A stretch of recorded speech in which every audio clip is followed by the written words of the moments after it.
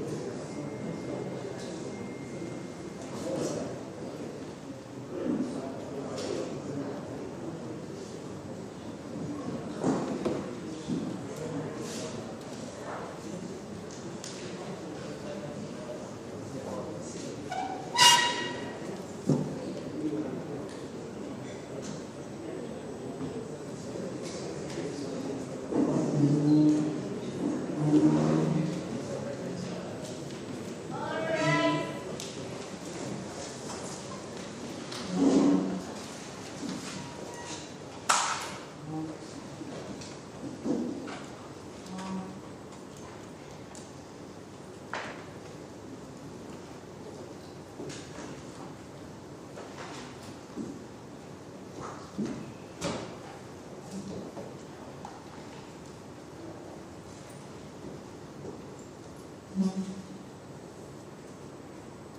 may have a seat.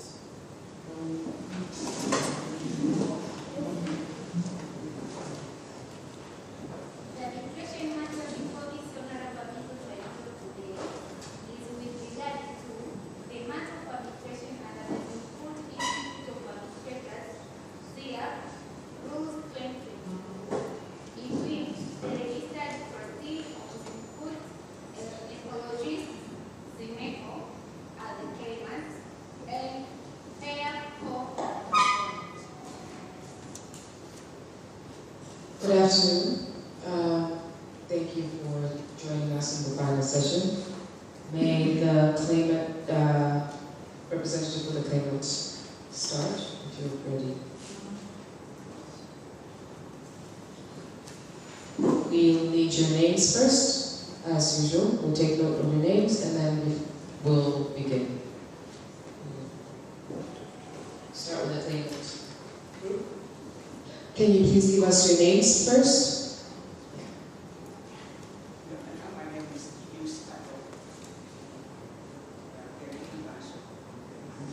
Thank you. Your name? Elizabeth Turner.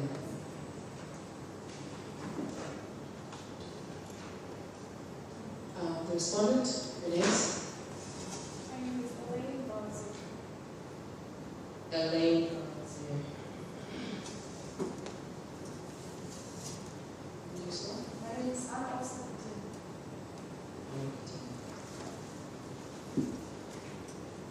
Right, thank you. So we are ready to start. Claimant, please proceed to submit.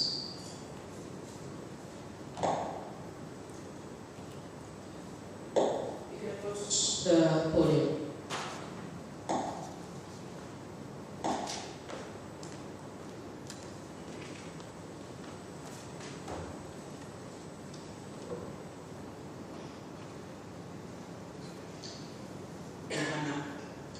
My name is Stephen Scotto, Charity Council for the claimant.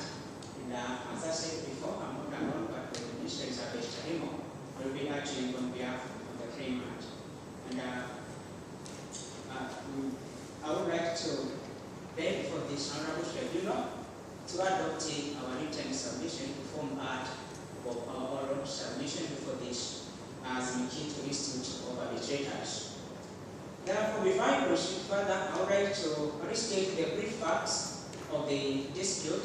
And the origin of the dispute arises from the investing trust agreement signed between the claimant, who is registered trustee of the Mikito Ecologistic, and the respondent, who is payer company.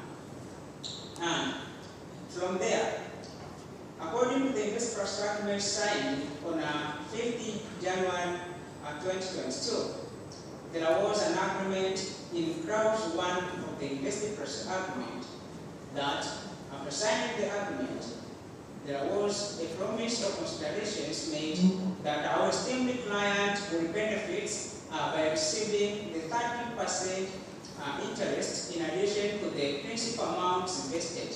Now, being an attractive offer, our esteemed client agreed to sign the investor trust agreement while expecting to receive the same as it is agreed under the law. But later, the matter went wrong as it was not expected to be.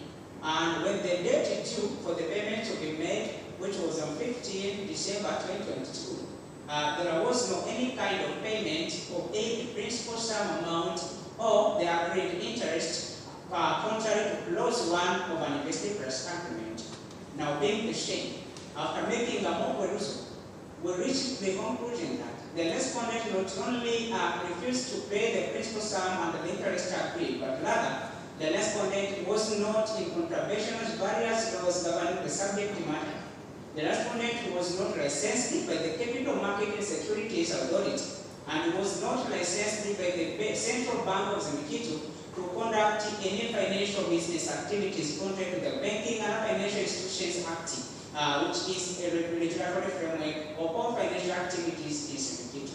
Then the state, our esteemed client instructed us to institute the instant arbitral tribunal before limiting wishes of arbitrators for further relief. Your Honor, after saying so, we have almost 6 issues to be deliberated before this honorable tribunal, and for the purpose of our submission, I will be only considering the first 3 issues, and my co-counsel will be addressing on the last 3 issues. And I will be spending 30 minutes in due course of my declaration. Counsel, please start with the 3rd issue. Please present the 3rd issue before you start. I'd like to hear the 3rd issue, what it entails. I have some Okay, no problem. Can you let us know about the contents of the 3rd issue in terms of your submission? Can you start with the 3rd issue in your submission now? The issues are going to address. Yes, so we start with the 3rd issue, issue number 3. Issue number 2. 3. Number 3. Yes. Right. Sorry for inconvenience. No problem. Okay. Now, I will be addressing issue number 3 first. And issue number 3 is whether the respondent's lack of license renders the whole investing trust agreement invalid.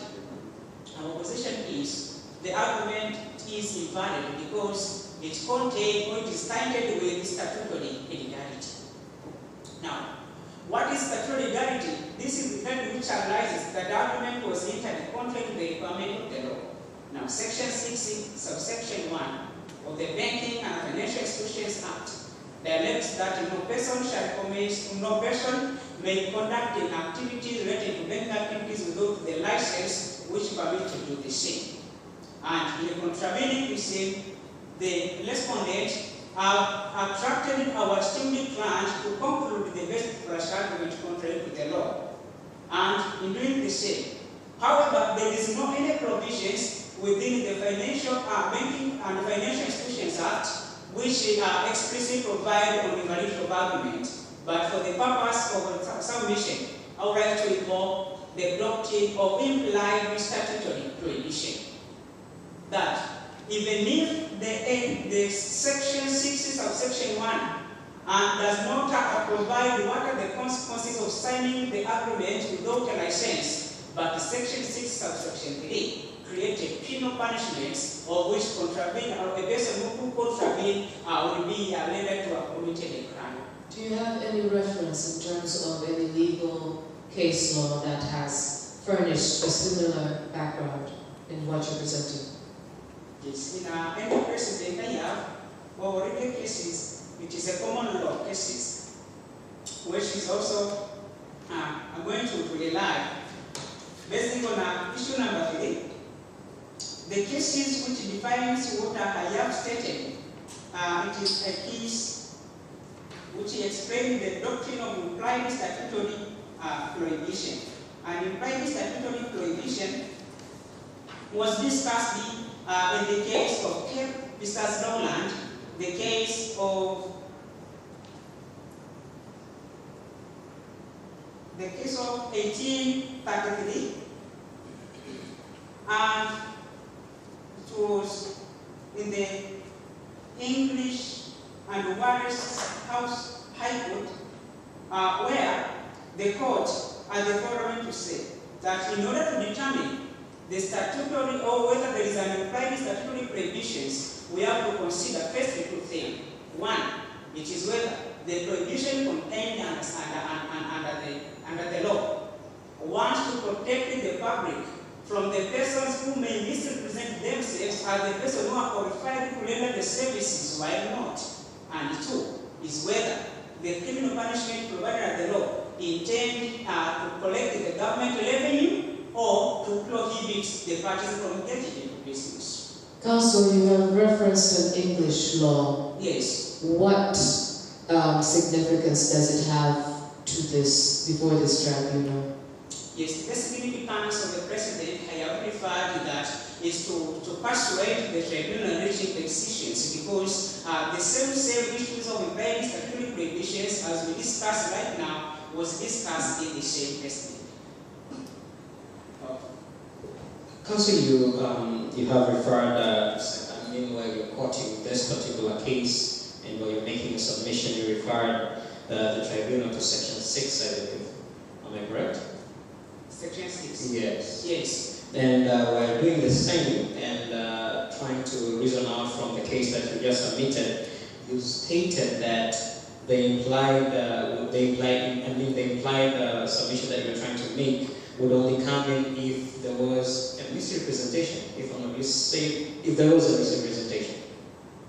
I don't think, can you distinguish that case from your current facts? I beg to differ that there is a misrepresentation in your current facts. And I think that case would not apply to your situation. How would you argue in that case?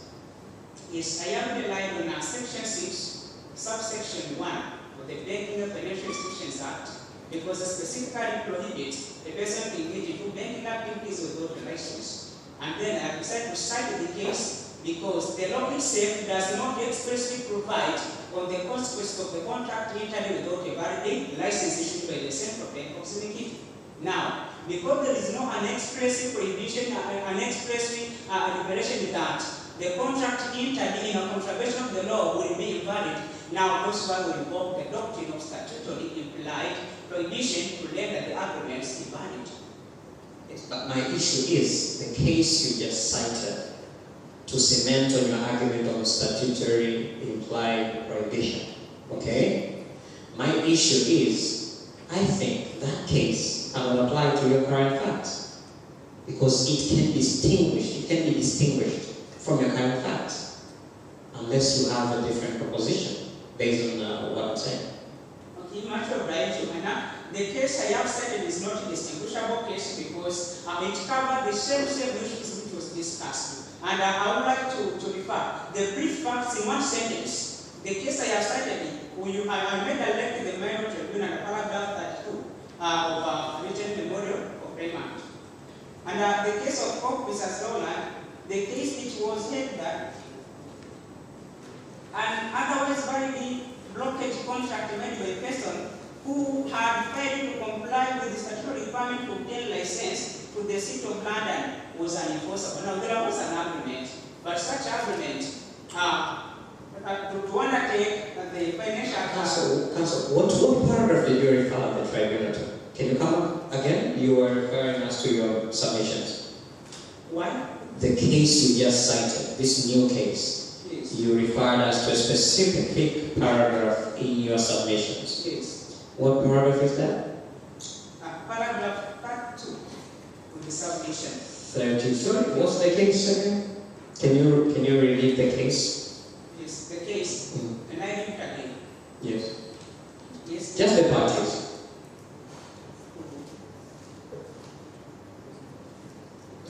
Okay. Proceed. I was missing out on where your case has actually been written in your submissions. Proceed.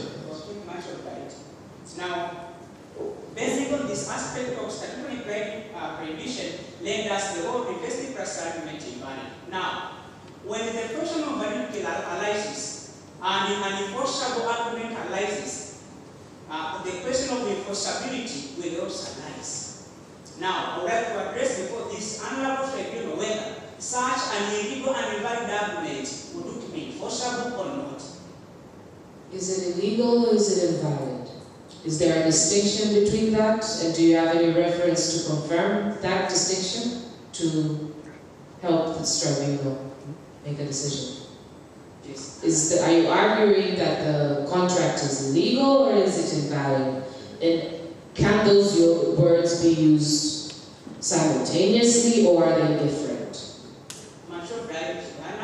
And the absence of the license rendered the argument not only invalid but illegal as well, because the invalidity rendered it an illegal transaction because the parties had no capacity to enter such agreement. Now, Section 10 of the Law Contract Act have been also contravened and violated. Your Honor, there was an exception in relation to the enforcement of an illegal transaction, that an illegal transactions are the general law. The rule of non-exclusive causa and non action, exclusive cause non-action, that an illegal transaction cannot be enforceable, but various exceptions have been created. One, which is that the principle of impari delicto of two is the conditional defendancy, or shortly, impari delicto law, that where parties are not in an equal degree of faultiness, then the innocent part who is at the lower degree of faultiness can enforce the agreement. Counsel, just to come into the same principle you're using right now. Yes. You are confusing us. You are stating two things. Number one, you're stating the innocent party. Number two, you're stating the party with a lower degree of falseness. Yes. These are two distinguished principles. I have said to you this word interchangeably because our client, it is innocent part, but even in likely circumstances which may arise that may be participating in the conclusion of the agreement, then another terminology used can be also to cure the circumstances. Then the principles is not distinguishable because that is just a principle that would cure the circumstances of your client. yes. There are other principles that do not cure. Actually, they are against your client. Do you know of one or two other principles?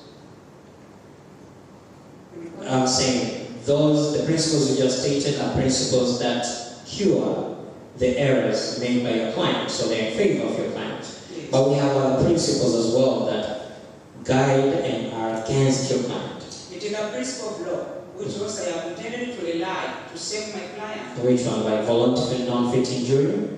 Yes, the principle what? The voluntary non-fit injury? The voluntary non-fit injury. Yeah. It does not apply here.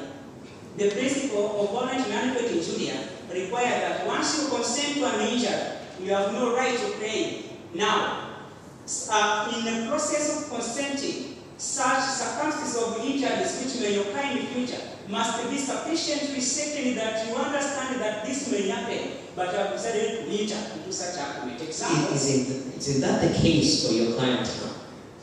No. By signing the agreement, knowing that they were required or inquired into certain information about the respondent's company, but they didn't get them. There were information about bribes that were made by the respondent company, and having known all that, but they still signed the agreement.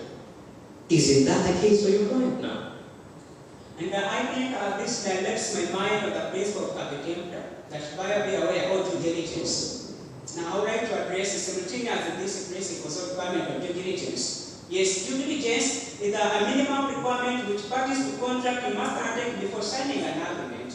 It is a general principle that due diligence must be. Now, in order for the claimant to accept the due diligences under Section 19, subsection 3, if failure to accept due diligence, you have no right to claim as well that you have been misrepresented. But you must be put into a notice to understand that there must be some sort of information I have to inquire. Now, such notice, be it impliedly, or statutorily, or direct notice, was not there to make our esteemed client to be aware that I have to require the same, because he relied that because he had said to undertake the investigator's argument, the respondent is licensed. No, I beg to differ. I think you are now misleading slightly the tribunal.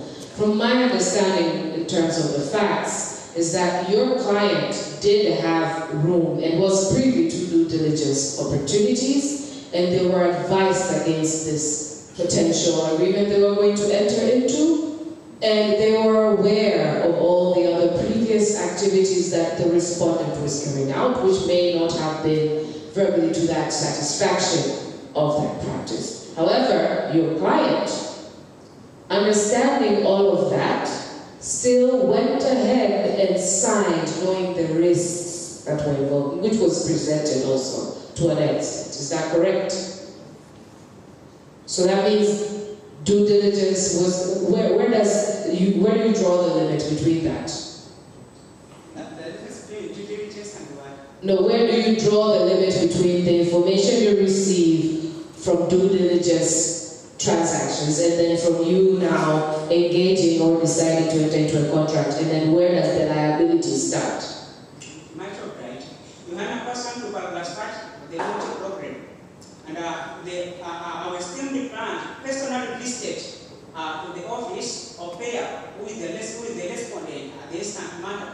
Now, after visiting there personally, our esteemed client conducted an inquiry which, of course, the client was pleased with how the company is operating, but still, the requirements that the respondent was under obligation to disclose the fact that they are not licensed, so as to avoid our esteemed client to enter into an illegal transaction. Now, failure to notify the same, while knowing that they are not licensed, and ignorance of law cannot act as a defense for the respondent that maybe they are not aware of the requirement of the law, then cannot exonerate them from liability. Clearly, when you start due diligence processes, there is information request of documents, right? Yes. And licenses are usually the basic documents that will be required. Wouldn't that been the first trigger to your client not understanding that they are not attached to these licenses in which they're promoting an activity to be carried out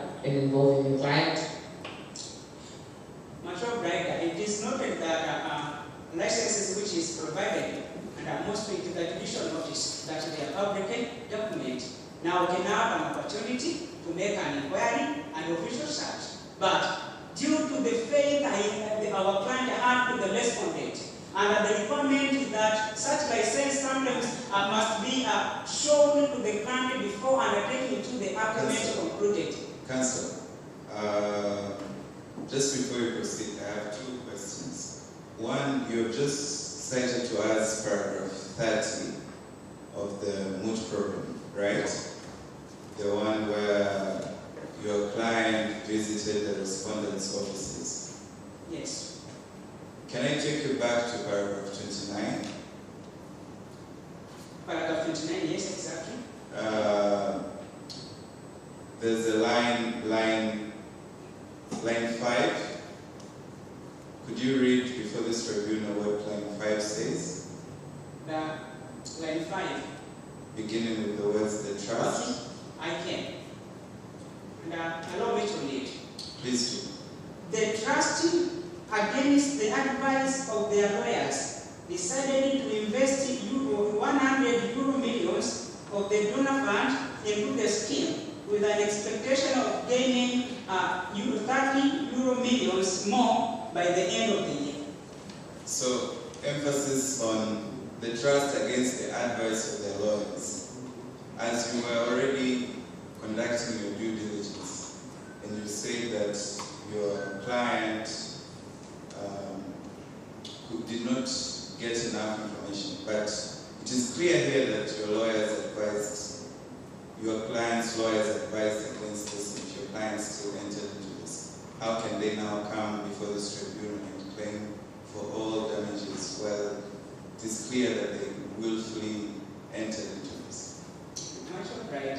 I understand that being contrary to the advice rendered by the lawyer, advice in its sense is not a legal advice which was issued that it is bound.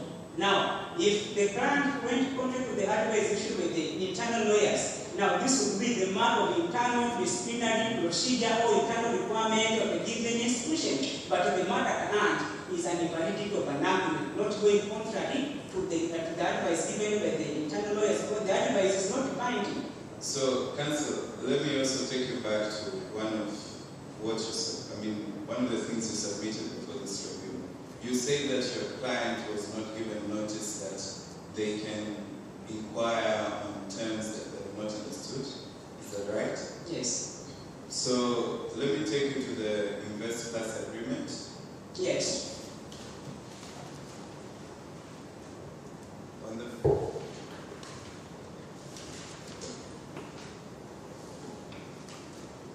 On the first page of the Invest Plus agreement, The first page. paragraph A,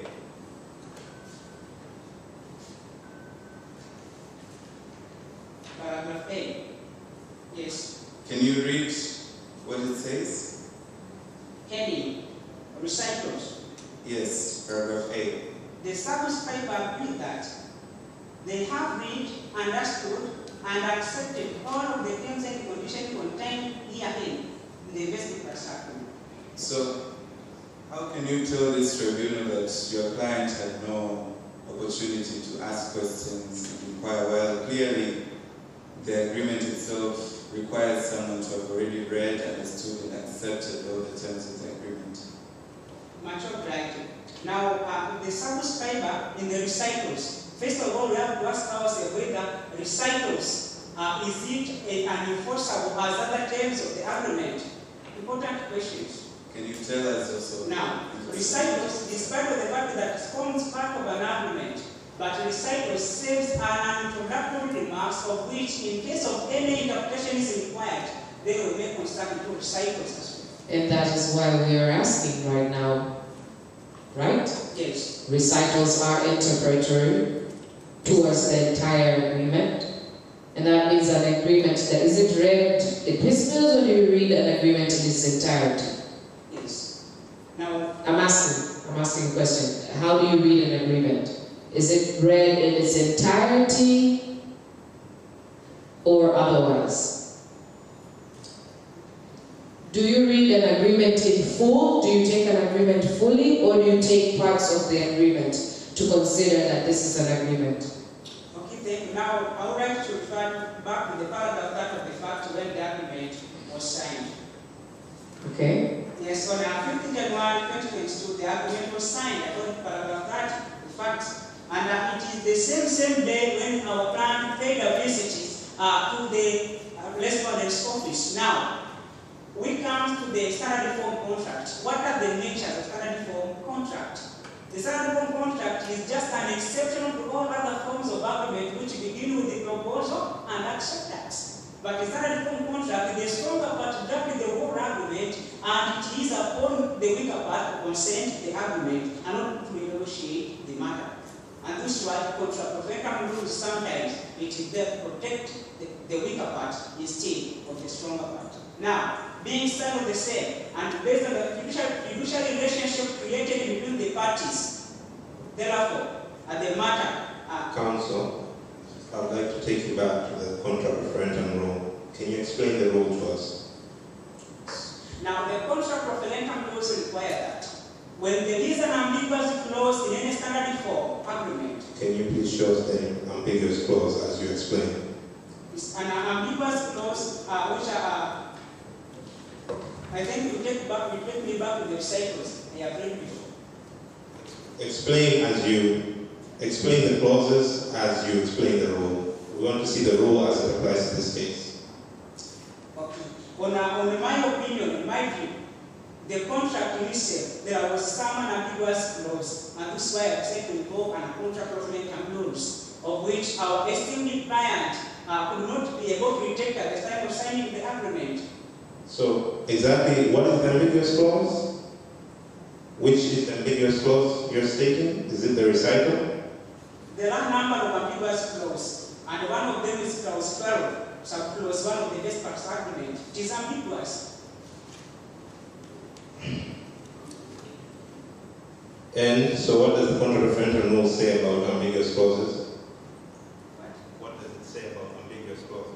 And on all ambiguous clauses, our comment is that must be ruled in favor of a claimant due to the rules of contract referendum applicable in standard form contract. And how would you interpret that in favor of your client? How would you interpret this particular recital, which is the clause in discussion, yes, in favor of your client, if it is at all ambiguous? Yes, sir. And the subscribers in a recital paragraph A, which is a matter of which we are debating now, that the subscriber agrees that they have read, understood, and accepted all the terms and conditions contained herein in the Investi Plus agreement. Of course, the matter is sufficiently clear. There is no ambiguous statement in this. Then why are you applying the contract referendum rule? Why are you applying the contract referendum rule? Contract referendum rule, I rely on this because recitals, it is just an introductory part of the argument. But what I want to refer, it is the substantive provision of the contract, it is terms and condition of agreement, which is clause 12.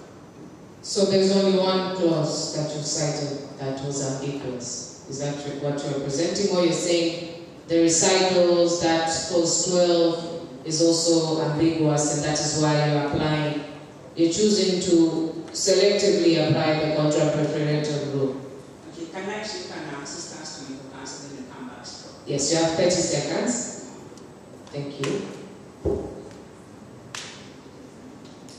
And just as a reminder, you have 2 minutes left, so if you can speed it up and wrap it up too.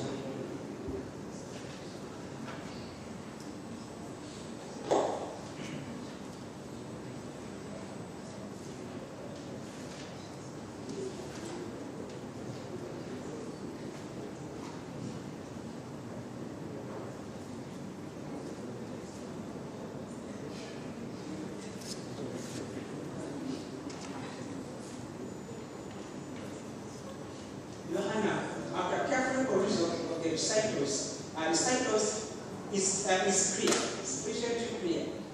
Sufficiently clear. Okay, thank you, Council. So, I would like for you to wrap up by presenting issue number 1, and if you can just combine that with issue number 2 in your last minutes. I understand that my time is ready to come up and then I'll seek an extension to explain it at least briefly but in detail. Meet me there. Start. Right. Coming to the issue number 2. Issue number 2 requires that whether the matter is not admissible due to the requirement of escalations to the Central Bank of Simikipi. Of course, this is not. Under the Arbitrations Act, there is an incorporation of the doctrine of the competency doctrine, which is also incorporated under the rules of Simikipi Institute of Arbitrators under Rule 16, Sub-Rule 1. That a tribunal can rule its own jurisdiction. Now, pressing my argument on this, the requirement to escalate the matter before the Central Bank of Simikipi, 1, is not automatic, 2, is not mandatory. Regulation, according to Regulation 51, 50, 51, and 52, there are some conditions which must be met before pressing the matter. to the central bank. And one of these is that. What law are you citing? I'm citing regulations which is Zimiki to Central Bank bracket Financial Consumer Protection Regulation of 2019. Mature right. Now the regulations in itself place the condition to be followed before placing the matter to the central bank. Zimiki. Of course, one I will discuss only which is fundamental, only one condition, that the matter should have been placed before the internal dispute handling mechanism to the respondent. In requirement with the regulation 43 of the Zimiki to Central Bank bracket Financial Consumer Protection Regulation of 2019.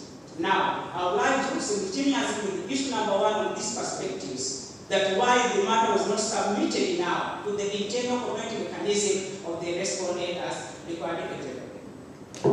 Before you submit on why it did not follow, I believe the requirements of clause 12.1. Is that all? You are going to submit on why you did not follow the procedure under clause 12.1. Exactly. Is that right? Yes. But you have also submitted that it was correct for you not to adhere to the requirements or the procedures through the central bank. Is that correct as well? What I have said is that the matter was not yet competent to escalate the central bank due to conditions stipulated under the law. And one of it is that the matter must first be resolved in the internal dispute resolution mechanism of the respondent.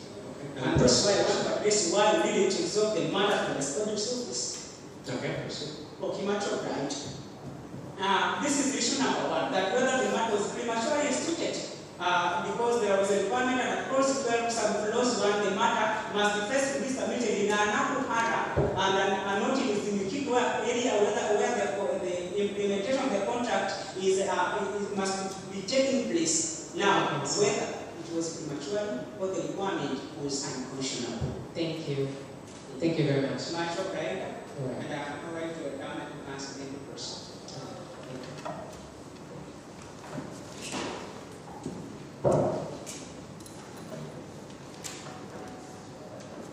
Co-counsel on the claimant, we're ready for it.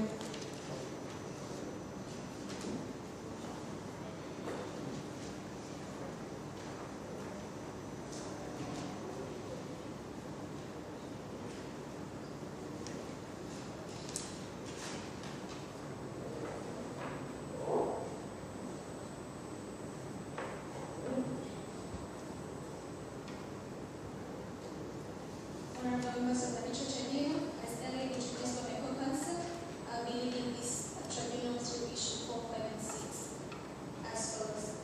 On the fourth issue, on whether the respondent misrepresented themselves by providing services under the investors agreement Counsel, without being licensed. I'm curious to understand the award that you're seeking here. So perhaps if you can take us through the issue that speaks about compensation.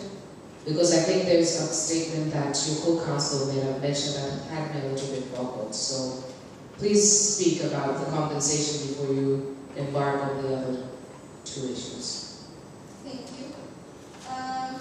On whether the respondent, now that will be issue 5, whether the claimant is entitled to compensation even though the agreement was concluded in a misrepresentation.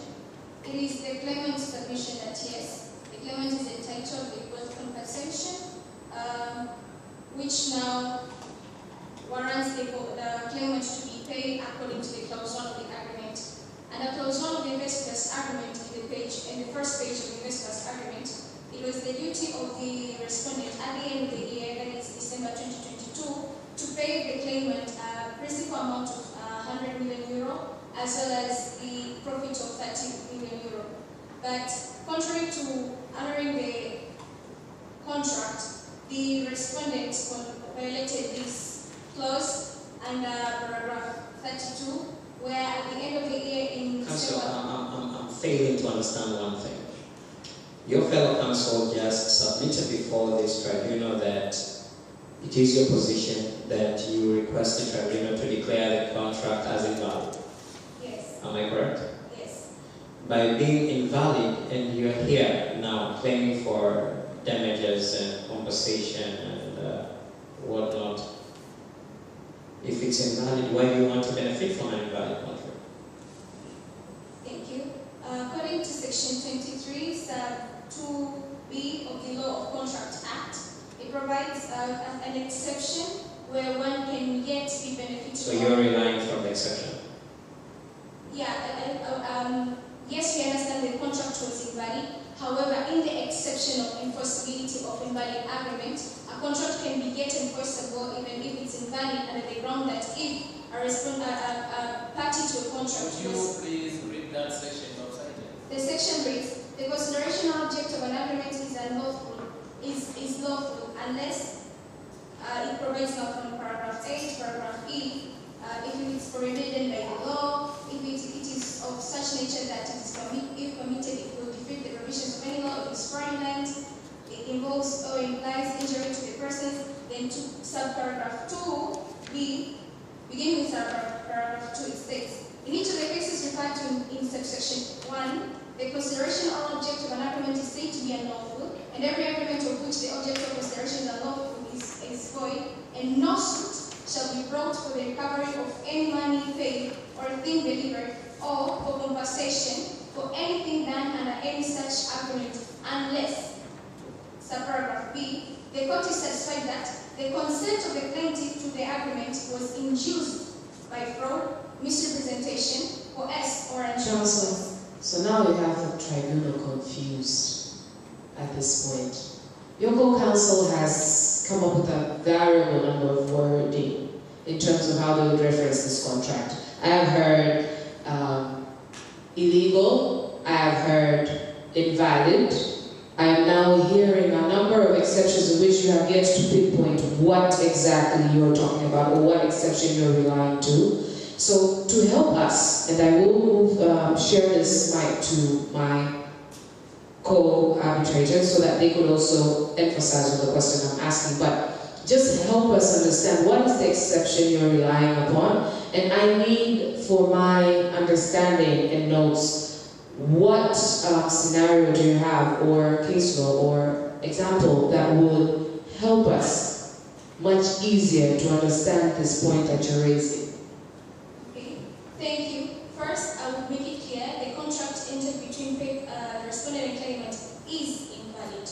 And although it is invalid, it is yet enforceable due to this paragraph 23 sub 2b.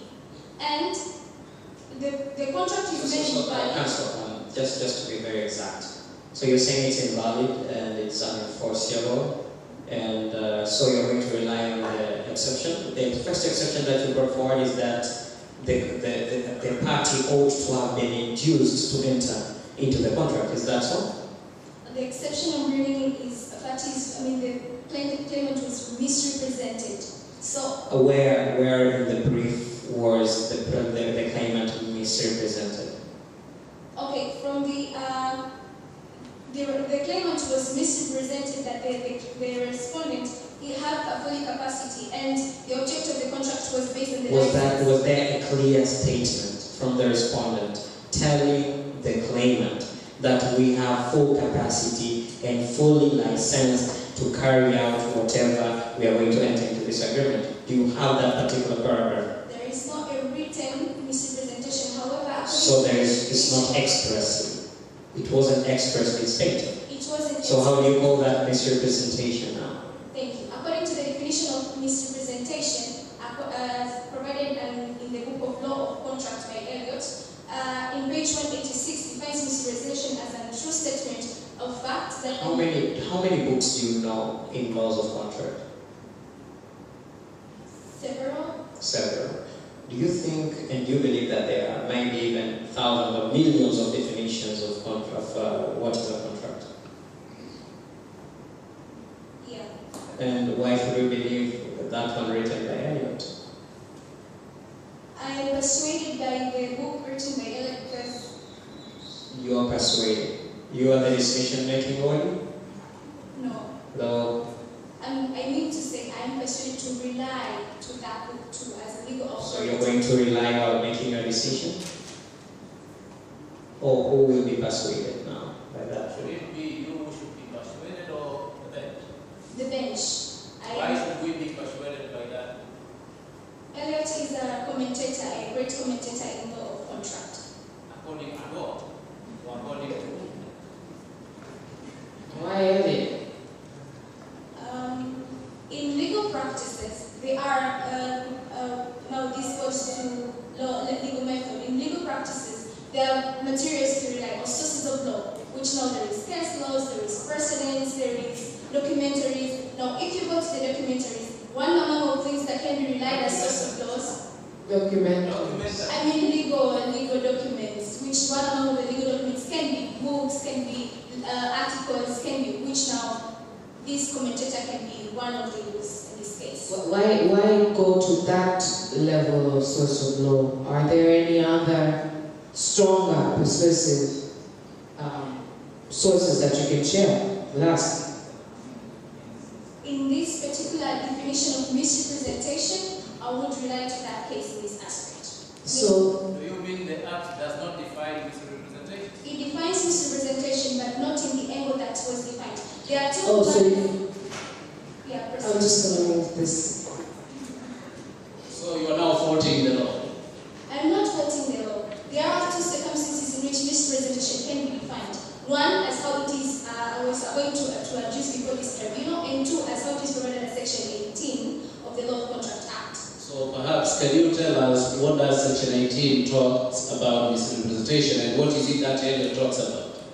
Okay, misrepresentation, and for no understanding, misrepresentation means a true statement of facts that which induces one to enter into a contract. That is definition by the Elliot Group. However, in Section 18 defines the. I'm having an issue with you referring to Elliot. I'm sorry, but he wanted to know the differences between okay. Elliot and If we, but now number one, before we even go to Elliot, if something is not expressly provided by an act, what are you supposed to do to get the proper definition? And what law would you use to derive away from the definition stated in the act? Number one, I'll go to case laws. Case laws define statutes. In absence of. You don't have it in case laws now? Because right now you went to Elliot, it means you defined it in case law. So what would be your next step?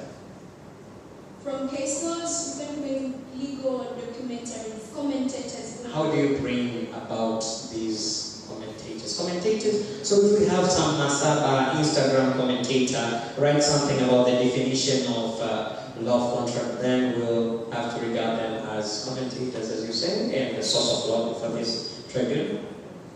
Accredited, we have to accredit him. Yeah.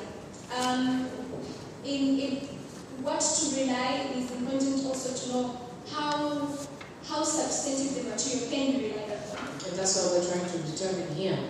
And So the problem is who should determine the substance of the material? Yes. Is it the speaker like you or there are some authorities to determine? I understand it. I'm not in the position to say you have to rely on this, but I would wish now to rely into that because it aligns to what I am presenting in the matter at hand, to which now I am praying to this tribunal to be persuaded. So what if we don't want to be persuaded? We're not persuaded at this point. We do not understand this point that you're trying to rely on, which we are not privy to. Enlighten us, please. Thank you. If you're not okay, if you do not want to be persuaded by that submission of the Elliot Group, I'm moving to the Section 18 of the Law of Contract Act, which under Section 18b, it defines misrepresentation to mean any breach of duty which, without an intent to deceive, gain advantage to the person committing it. Now, under the case at hand, there was a fiduciary duty between the claimant and the respondent. The respondent, being a financial institution, had a fiduciary duty to the claimant to disclose information and to act in a good relationship. A fiduciary duty. Thank you. In the case of Joseph Shumbusho versus Mary Grace Figueroa, the Court of Appeal of Zimitu defined fiduciary duty to mean a duty to act with highest degree of honesty and loyalty towards another person. This was from the Black Laws Dictionary. It would also relate in another case to mean a person having a duty to act in the benefit of another.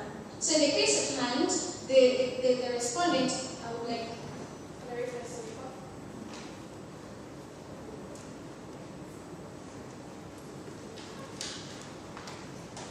So in the case at hand, the respondent had a fiduciary duty to the claimant by acting in good faith. In that extent, it was supposed to disclose to the claimant, or to that position, the claimant was supposed, from the respondent, to obtain all necessary information, but then not to be misrepresented. What if I have a different perspective? The fiduciary duty that you're talking about presupposes that the respondent ought to have been licensed, and therefore licensed by the central bank, and because of that, then they have a fiduciary duty in your favor. Is that correct? Am I correct by saying that first? If I'm getting your question right, you mean to say by the fiduciary duty, the claimant ought to know that there is. I want to look at it differently. What if I say that I don't think the respondent were even ever required to get any license by the central bank? It is not true that the respondent were not required to get a license. If you go back to that provision, the provision that you quoted that required the respondent to have a license in order to get the deposits from your client. Can you go back to that section? Do you remember that section? The wording? It presupposes that an institution shall not carry out banking activities. And I beg to differ if the respondents are a bank at all. Are they a bank? No, they were not a bank. They are not a bank. Yes. Do you think they are carrying banking activities? No, they are not carrying banking activities, but financial services, which amounts not to a financial institution governed by the bank. Was the wording of that definition specifically saying financial services, or saying banking services? If I may read the trade. Yes, please.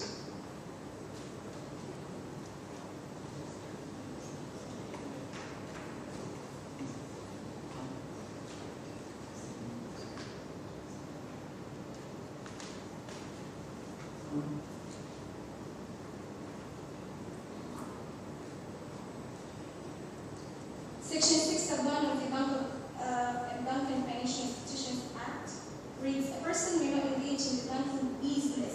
In the banking business. Yeah. I don't think they're involved in the banking business. Is cryptocurrency a banking business?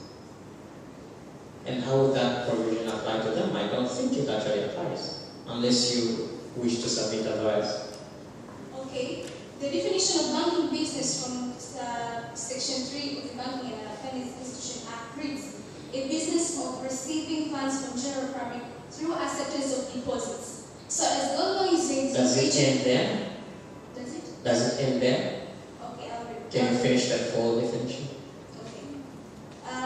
Means business of receiving funds from general public through the acceptance of deposits payable upon demand, or after a fixed period, or after notice, or any similar operation through the frequent sale or placement of bonds, certificates, notes, or other securities, and to use such funds in whole or in part for loans or investments for the account of and at the risk of the person doing such business. Do you still submit that the respondent were carrying out banking business?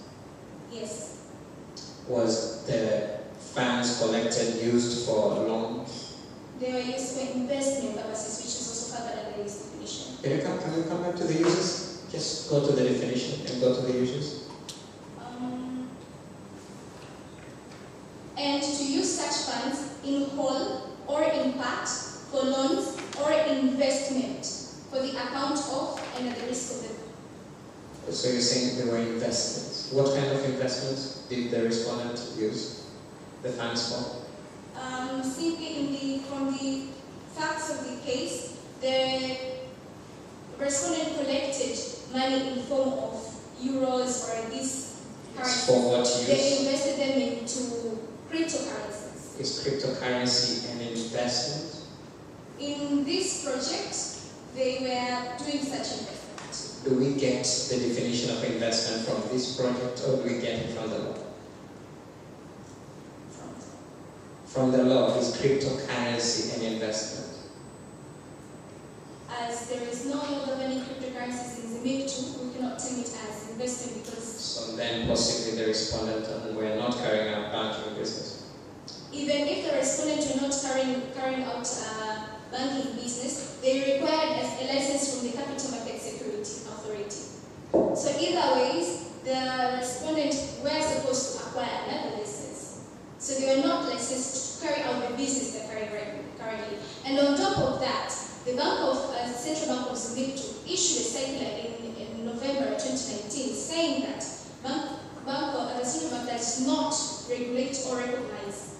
That means to say the Bank of Tanzania does not issue any license concerning Council, with investments there are wins and losses, right? And there's track record. So my peer here just asked a question about that, and I will emphasize to ask it again. Cryptocurrency being an investment.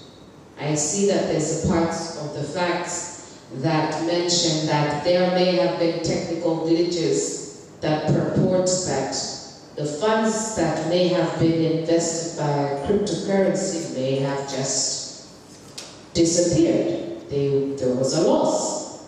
Now, how can you claim from the respondent for them doing their duty, carrying it out for the benefit, the assumption of the benefit of the investors who trusted them with their money? And they've carried out their work and performance, just like they have, because I believe that there are also parts of the facts that show that prior to this dispute and issues, the respondent was gaining and did manage to actually gain some profit, and we hear that some of his clients were receiving. So, is it that we are now blaming the respondent for fulfilling their part of what they were promoting, and we're here now? If I get your question right, you mean to say, should we not even, why claimant is here if there might be glitch in the systems and in cryptocurrencies matter are not determined, then why are we bringing a matter before the arbitral tribunal? Is that your question? If you may kindly rephrase the question, thank you.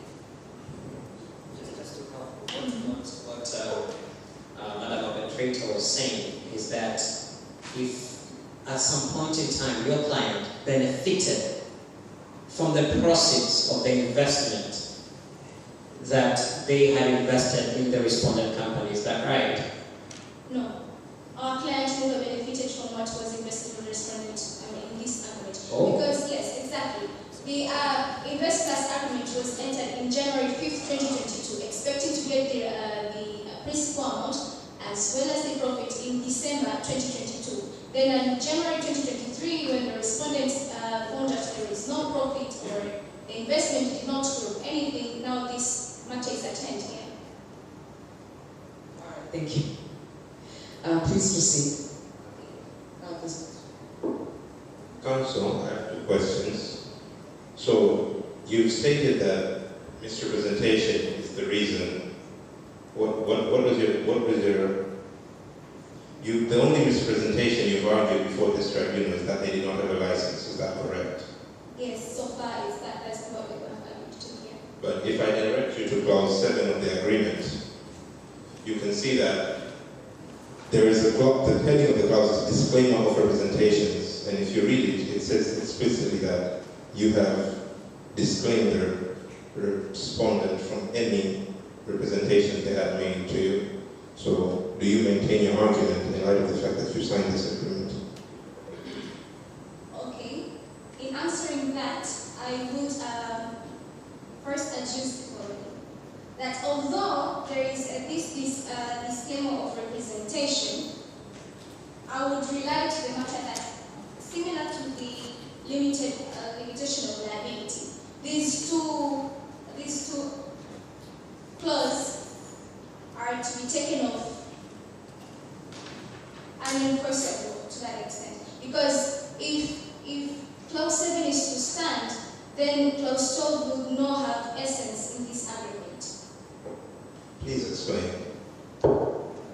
In clause 12, there is a dispute mechanism settlement. So if the claimant now would assume risk and liabilities for the respondent, then the clause 12 would be unenforceable or would be fainted. Can you read clause 7 for us? Clause 7 reads, the company disclaims all promises, representations, and warranties, whether express, implied, or statutory, including but not limited to any warranties of merchantability. That's sufficient. So how does that relate to the fact that clause 12 cannot be enforced? So did you sign an agreement that contradicts its own dispute resolution clause, and why did you bring this matter to arbitration if that's your position? Clause 7, in clause 7, the respondent is disclaiming itself from warranties and representations. This similarly works with the clause 8, which is limitation of liability or exclusion of liabilities. I think let's stick to clause 7 first. Let's stick to 7. In relation of clause 7, and which is also similar to clause 8, the law prohibits such kinds of clauses into the agreement. Where in the law? Regulation 16 of the Bank of Moot, Financial Consumer Protection. What does it say? It provides that every financial service provider shall provide a consumer a contract with terms and conditions which clearly set out respective rights and obligation up to the transaction. And it prohibits in under subregulation 2 for any agreement to be drafted in the manner that one will be prohibited to have his right enforced or to have his right into his hand. So by the clause, if we say from the regulation 16, from the wordings of regulation 16, clause 7 does not have to stand, or it's not legal in the eyes of the law. But counsel, your client knew all these even before signing. Why did they proceed into signing a contract which had so many problems? I understand that our client signed the contract, although there are all these clauses. First, the contract at hand is a standard home contract. It's a sign or go home contract. Why did they not decide to go home? They did not decide to go home because of the profit that was under this agreement. As you can see,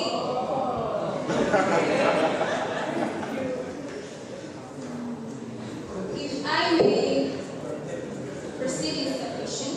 Counsel, so just to align with the tribunal, you're agreeing and saying that your client was aware of everything, was aware of the risk, and was aware of even the losses that would have resulted from entering into this contract.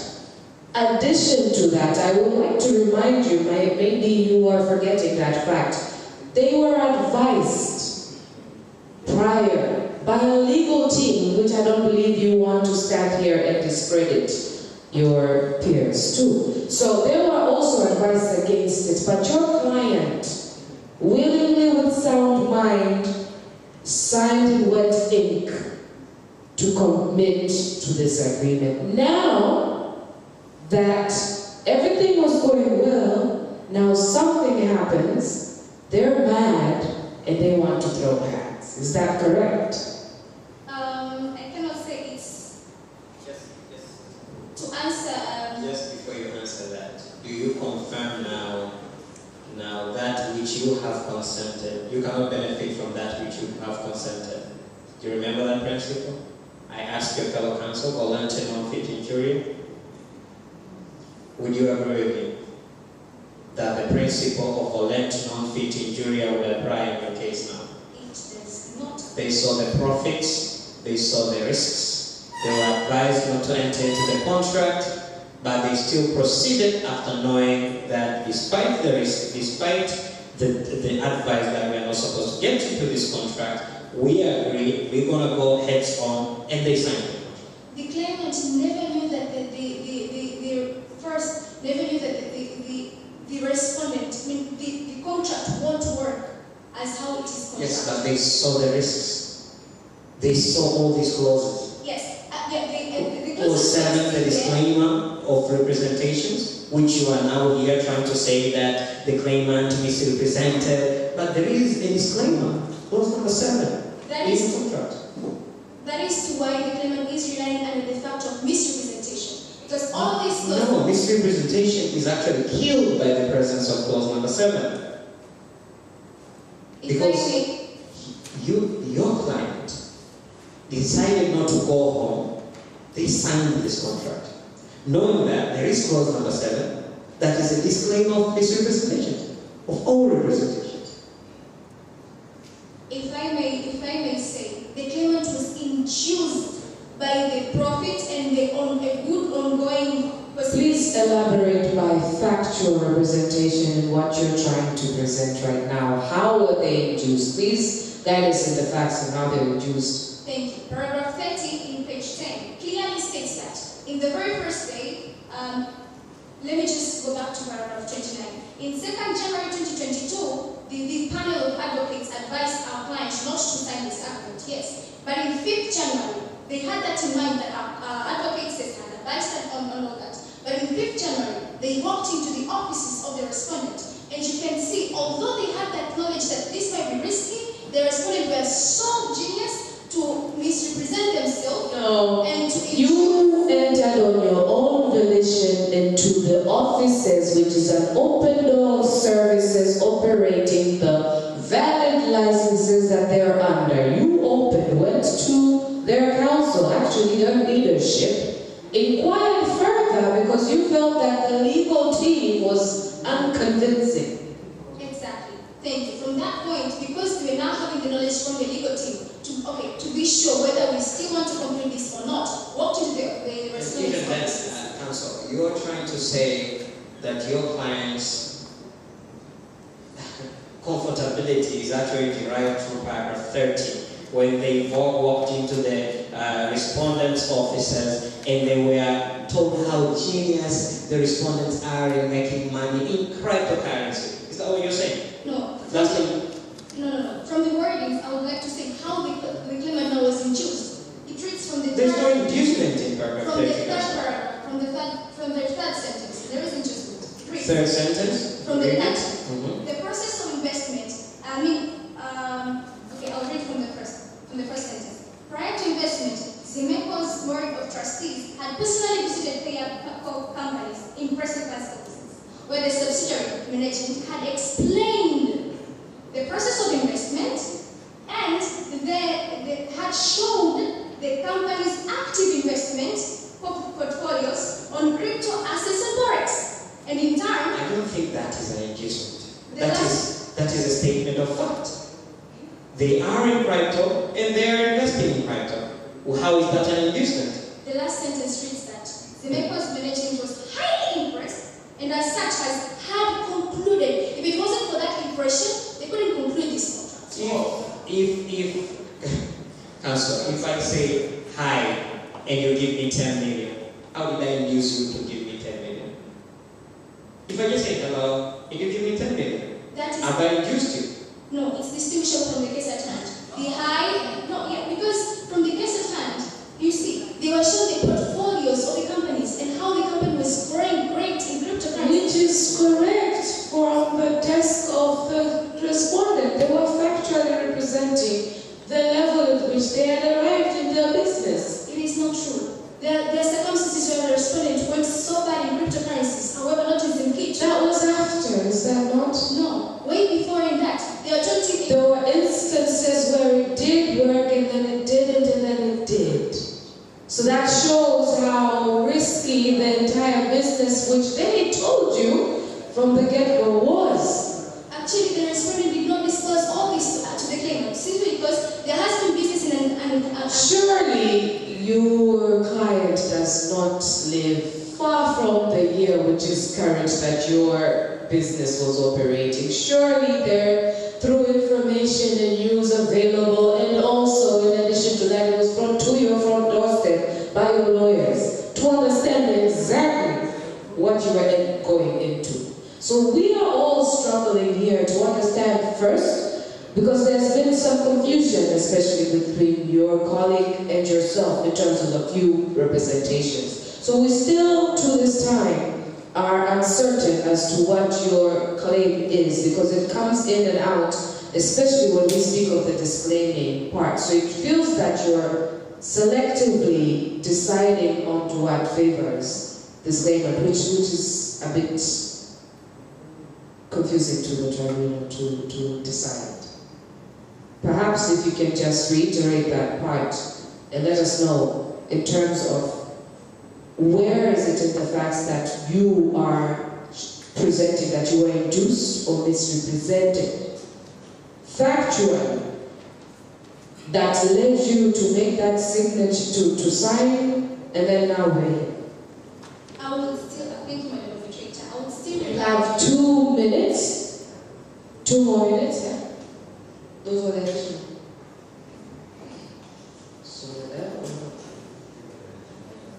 Okay, so we're going to scratch that question. I'm going to ask you to wrap it up and share with us your prayers. And perhaps in your response, maybe you can answer that. But yes, please wrap it up. Okay, thank you. It must be understood before this arbitral tribunal that there is the claimant, that is the registered trustees of Zimpito ecologists, are ecologists and are not experts in cryptocurrencies. The statement that was produced by the respondent the moment that claimant walked in the doors of respondent amounts to an inducement as how it is provided at paragraph 30 in page 10. That is why, in the very same date, the contract was concluded, which is 5th January 2022. With that being said, among other things that the claimant is bringing before this arbitral tribunal is that 1, this arbitral tribunal to find this matter admissible before it and to entertain in the favor of the claimant, in among other things to grant the claimant the compensation under the investor's argument of €100 million, as well as the €30 million in profit, simply because the respondent, as they concluded the contract, although invalid, had to honor the clause 1 of the agreement, which is to provide the principal amount of money as well as the profit. With that being said, I have a subject.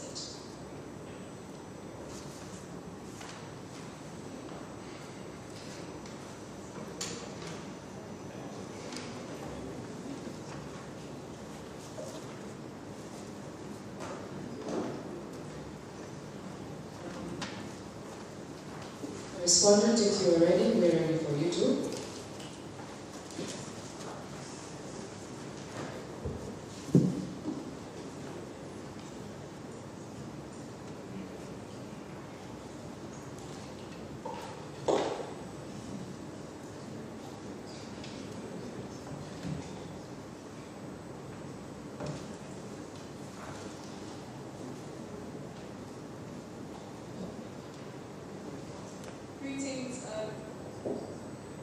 Greetings, honorable members of the tribunal. My name is Elaine Lazir. I'm accompanied by my co-counsel, Alan Rizzi. Together we are here on behalf of the respondent, KFO, in the matter before the Zimpito Institute of Arbitration, that is between the Zimpito ecologists, Zimeco, and KFO.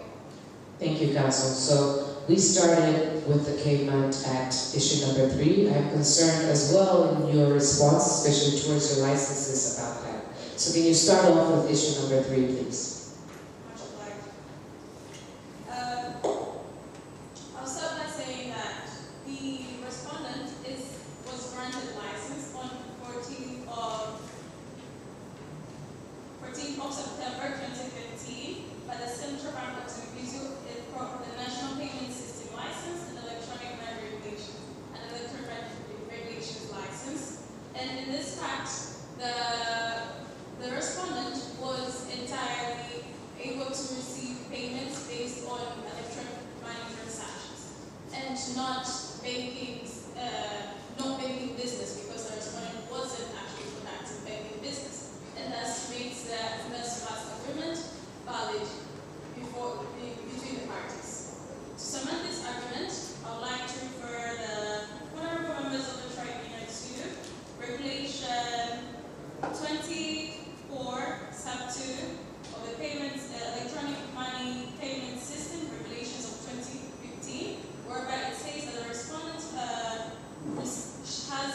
if the respondent has a license to receive electronic money, that amount shall be exchanged without delay, and obviously now the respondent is capable of receiving electronic money from. Did the respondent receive electronic money, as you said? The respondent received cash that was being used for electronic purposes. No, but my question is very direct. Did the respondent receive electronic money? They didn't actually receive electronic money that was used for electronic money transactions. So then you accept that whatever they received was not electronic money? Yes. So they were not licensed to receive cash? They were licensed to collect funds. Yes, not electronic money, and carry out electronic payments. They were licensed to receive cash so that they can carry out electronic money payments. Which kind of cash? At this point, they received euro 100 million as per the. No, you have not understood my question. My question is, what kind of money were they licensed to receive? They were licensed to receive money on the basis of. What kind of money? Cash. Cash. From the general practice. I mean, from the. Cash. Can you make reference to what part of the path where we find that license for them to receive cash? I would like to go to the same regulation 24. I would like to read for this order of tribunal. An electronic money issuer shall issue electronic money as an equivalent of the value of the receipt of funds. And this amounts to cash. Okay. Just to clarify, there is money received in the form of cash, and there's money received electronically in other ways. We are trying to understand the license that was issued to your client. What were the limits provided under it in terms of receipt and treatment of monies? How did your client receive money? How were they supposed to receive the monies? In cash or in electric form? Our clients were, as per regulation 24, someone were required to receive funds that would also amount to cash. I'm trying to understand, where do you get the definition of cash? Do you understand forms of payments? Yes. Forms of payment of money can be in cash, can be electronically, can be by check. So many forms of bills of exchange. Now, where does the word cash you're saying, you're actually quoting a provision there.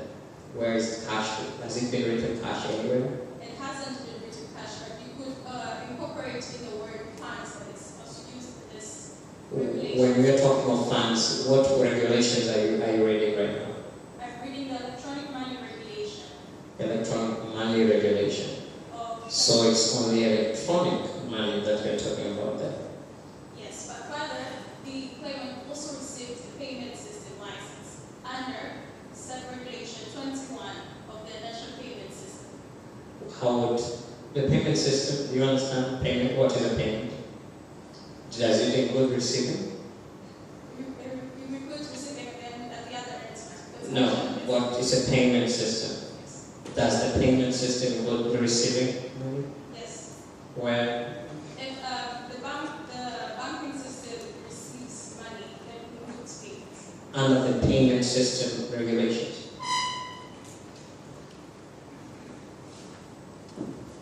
I would agree with you if you tell me that upon receipt of funds, electronic funds, the regulations for payment allows the respondent to make payment to its wherever, subscribers or whatever, okay?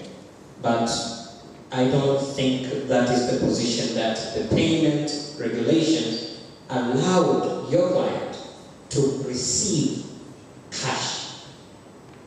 Because that does not even deal with receiving cash, okay? But the other regulation, which is a license that your client had, allowed them to receive funds, which in the definition section of those regulations, whatever funds that are being talked about there are essentially electronic. So my question goes back to the brief. Whatever funds that your client received they were cash. Is that so? Yes, as per page 12, paragraph 36 of the case amount. So then your client was not licensed to receive cash.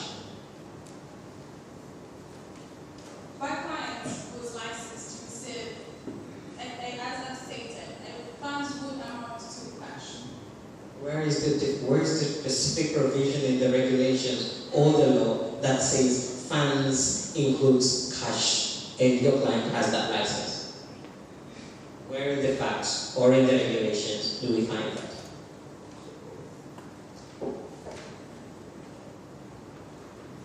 Okay, I would like to state that the regulation provides that after receiving funds, then they will use that fund for electronic money transfer, electronic money payments, and that is what is the issue.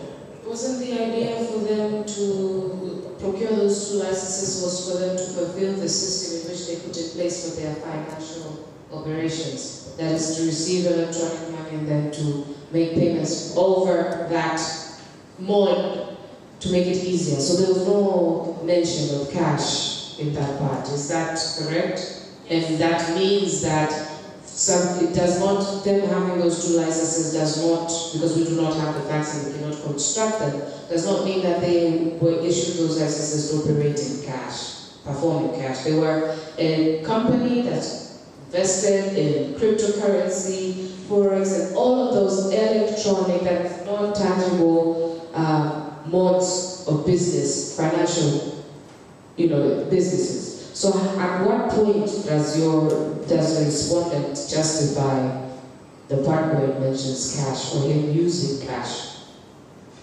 Was it in violation of his own compliance requirements in his business by operating and moving money in cash as opposed to what their license was issued to them do?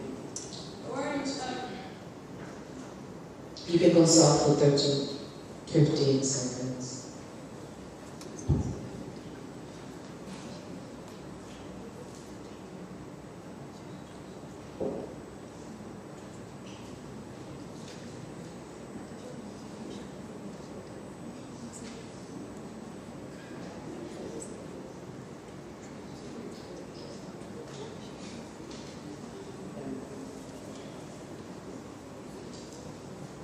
I would like to redirect the tribunal and redirect my statement for that with the tribunal to page 12.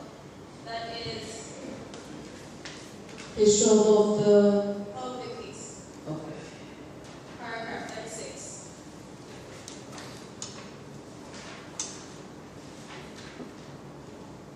Okay. Read it for us. On receiving of information made in fear found out by the donors for their misuse of donor funds, activities not captured under the trustee constitution, Luma instructed the external attorneys to institute arbitration proceedings against the company for the recovery of the principal amount, 100 million agreed in interest and 30 million cost in generous, amounting to the 50 million. Okay, what does that mean? I would like to say that from these facts and from that specific provision of the case, that the respondent didn't actually receive cash, but received electronic funds from the claimant to be used as an investment, as per the invest plus agreements. You're confusing us. We don't see anywhere. Can you read again that paragraph? Because we have read it like twice, and there is nowhere that it states that you receive that amount of money not in cash, electronically. No. Unless I don't know how to read. What paragraph specifically are you referring to? I was referring to paragraph 36, whereby it states the amount of money that the claimant has given to the respondent, that not being it in cash. So you're conceding to this point, what you say? I am stating that the respondent was licensed to do electronic money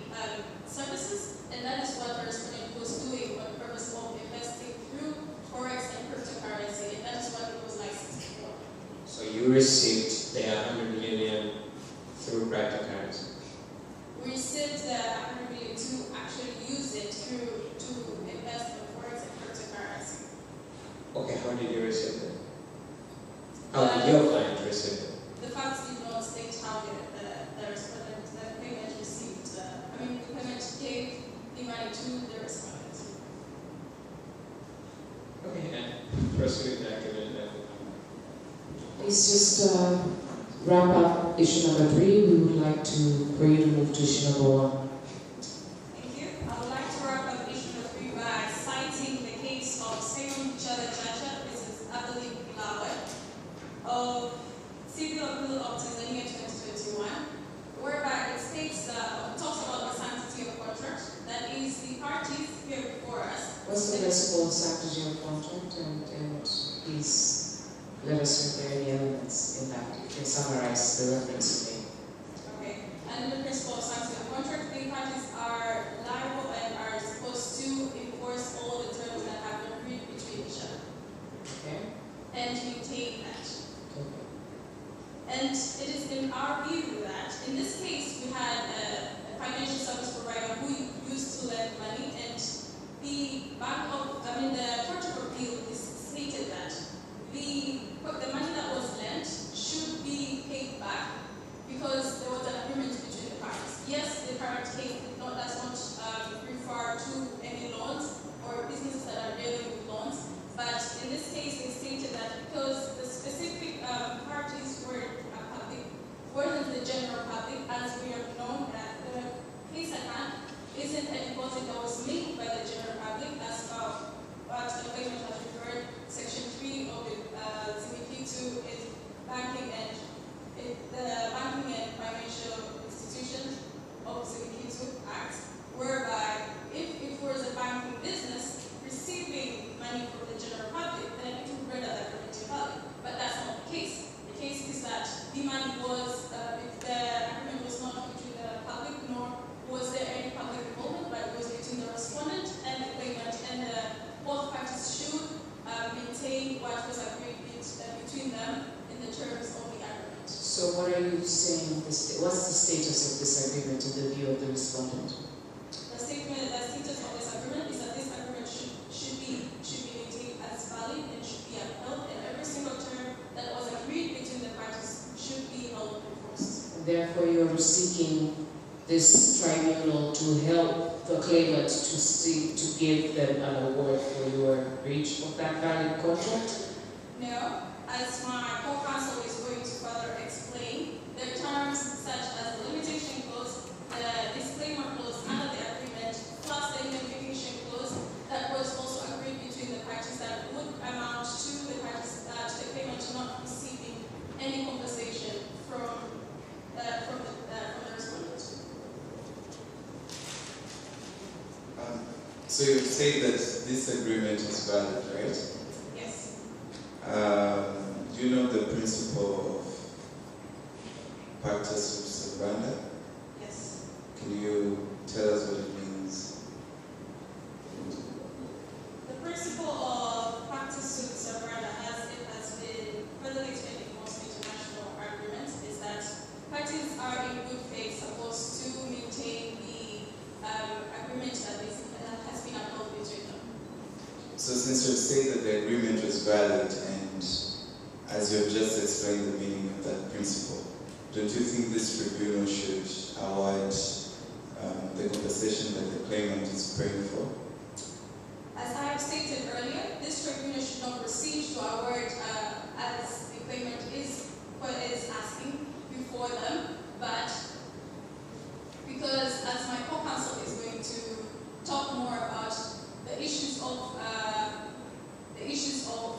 the indemnification clause and the limitation clause that would amount to the claimant not receiving any damages from the contract. Maybe just before we come to the issue as to whether the claimant should be receiving any compensation of damages, I want to understand your understanding. One of the arbitrators here referred you to the principle of pacta sunt servanda, and you say you know very well if that's so. Yes. You say it's a principle of international law. Yes or no? Is it a principle of international law or not? It's an international law principle. Okay. What status does it hold in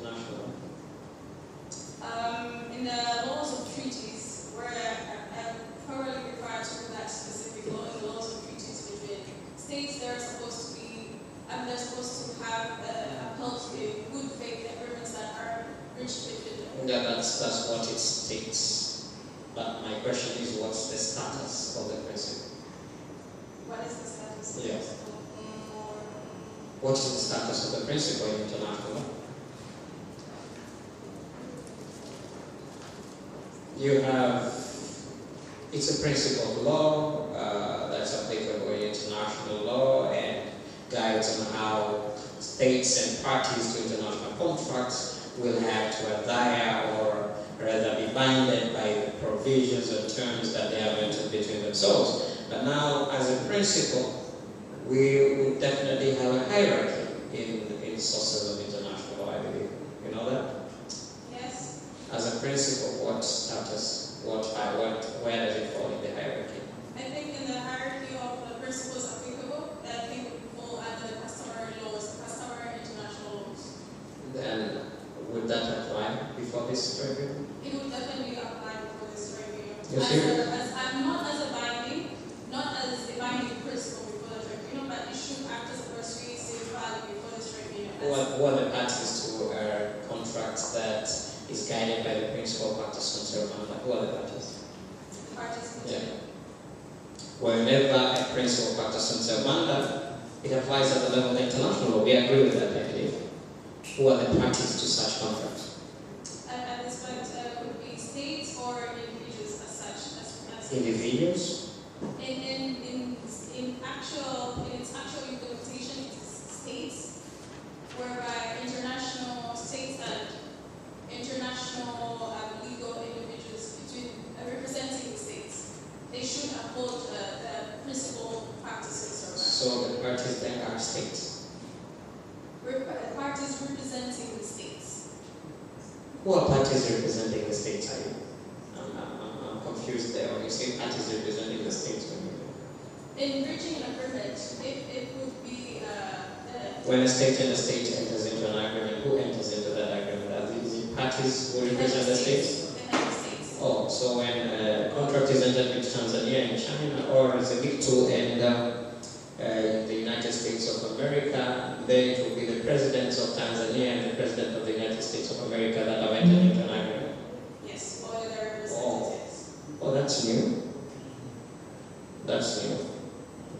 So perhaps, is this principle part of the public international law or private international law? It is a part of public international.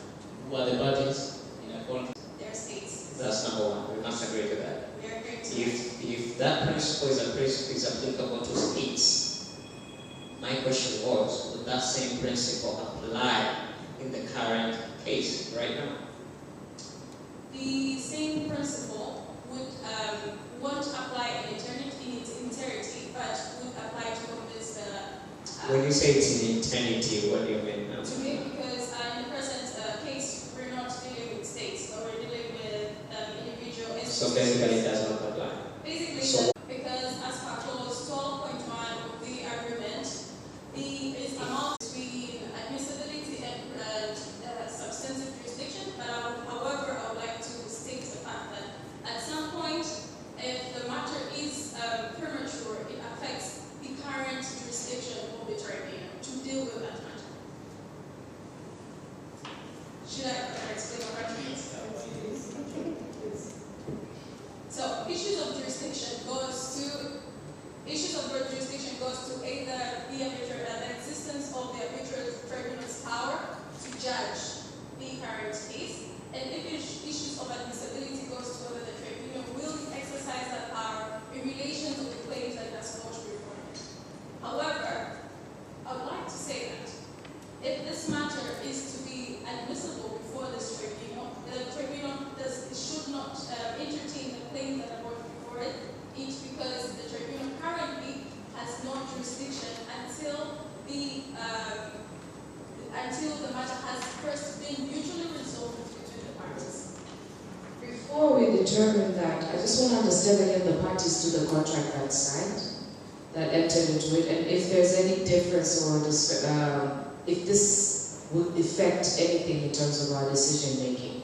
So who signed the contract? Who are the actual parties to this contract? And should we provide an award back to the claimant in terms of that? So answer the first question first. Thank you. I would like to state that the parties in the contract are pay up call, and that is the subsidiary company signed the agreement on behalf of the parent company, giving it mandates to. What's a subsidiary company and what's a parent company, and are these different or connected in any way? They are different, but they're also connected. Please define them separately and then let us know the guiding points as to why you're reaching that conclusion. Okay. I would like to redirect the tribunal to section. Comment, please.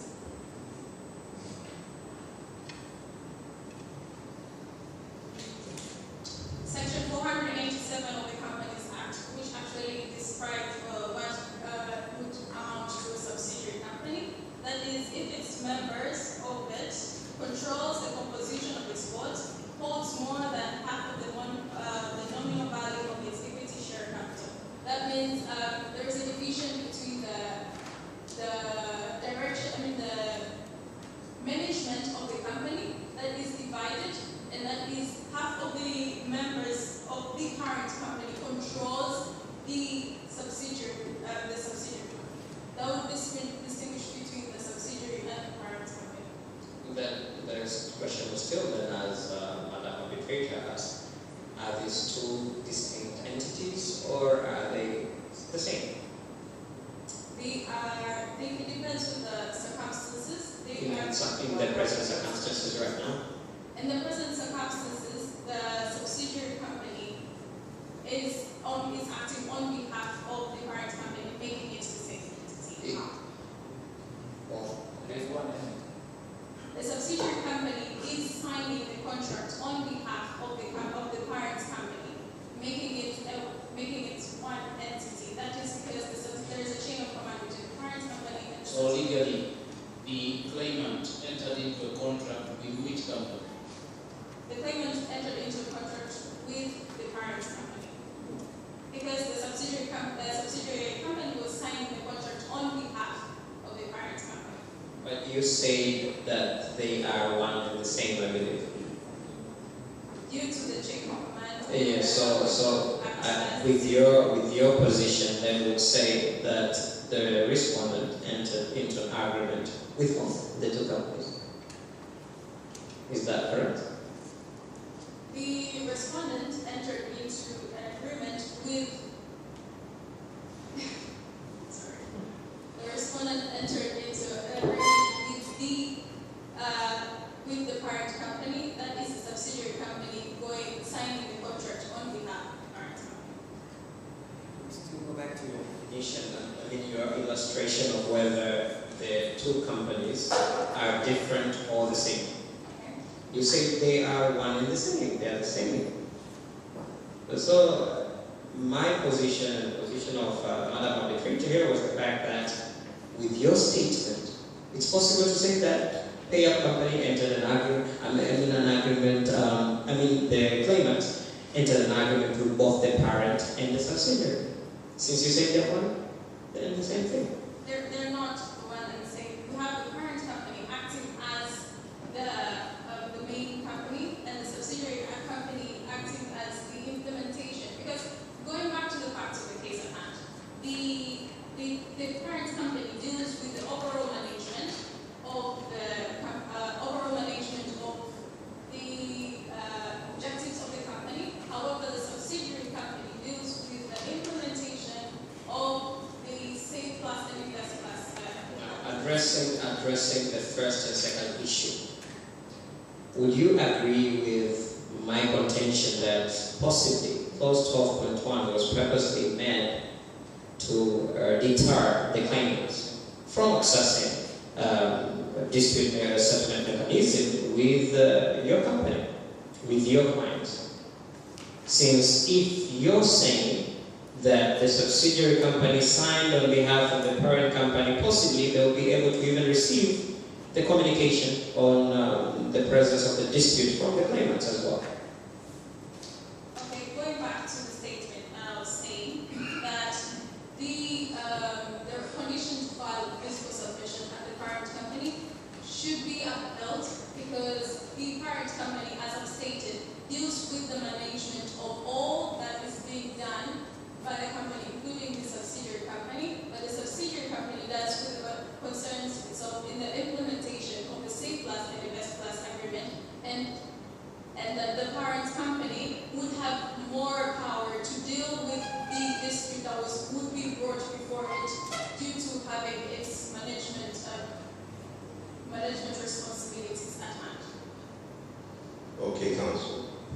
explanation.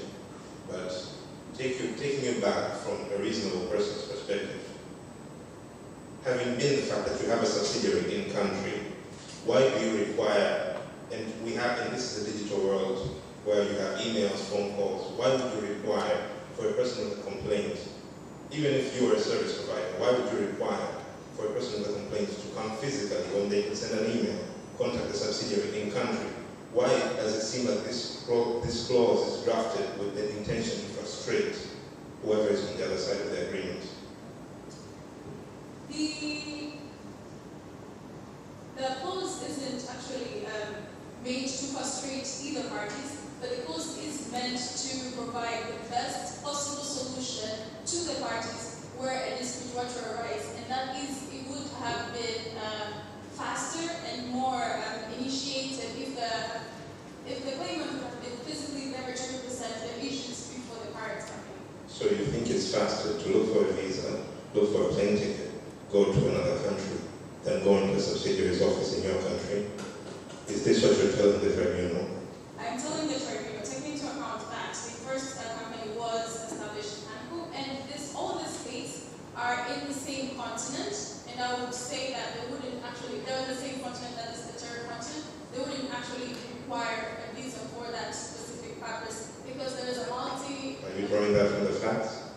Yes, I wouldn't say that the visa aspect would be drawn from the facts, but I would say that it wasn't physically impossible for the claimant to actually reach the respondent in the other state, because first, all the states had a mutual investment agreement. Okay, it's fine. Are you familiar with the standards of? Then we know that the law does not specify what needs to be included in this dispute resolution clause, but we know that the law sets certain standards for a dispute resolution clause to be valid. Do you know those standards? As per Regulation 43 of the, and in this aspect that is regulating the financial service provider, as per the Regulation 43 of the Banking of Zimikitu and the Bank of Zimikitu Central Bank Consumer Protection Regulations of 2019 actually requires that the consumer mechanism to be accessible and to be timely, and that it would be, and to ensure that the consumer would receive a more effective answer if a dispute were to arise. And in our case, because the parent company deals with the management of all subsidiaries and all related matters to the company, then it is of more power to deal with any disputes, or of more efficient to deal with any disputes if it were to be brought before it. Thank you, Counsel. So I believe you're running out of time. So just a quick 30 seconds for you to wrap up. If I believe there's a second issue you didn't conclude, so just wrap it up and we'll be done with it. That is one aspect of admissibility. I would like to, due to the importance of time, I would like to refer the tribunal to 30 seconds, yeah? Due to the issue of time, I would like to refer the tribunal to Regulation 60 of the Bank of Zimikitu Central Protection, Bank of Zimikitu Consumer Protection Regulation, that gives the powers of the bank. That includes the power of the bank to regulate, and that would result that it would have been of more importance if the matter would have escalated to the bank due to it having more supervisory and regulatory power. And this is also addressed in Section 4 of the Banking Institution Finance Act. Thank you. Thank you, Counsel. And your phone, Counsel, if you're ready.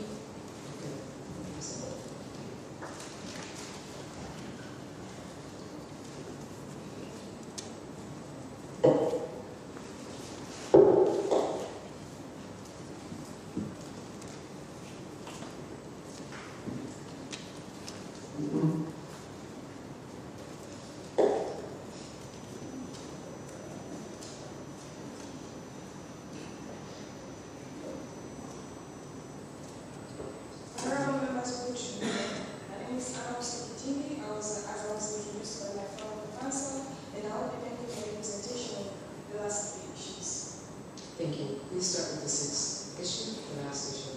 The last issue. The sixth issue is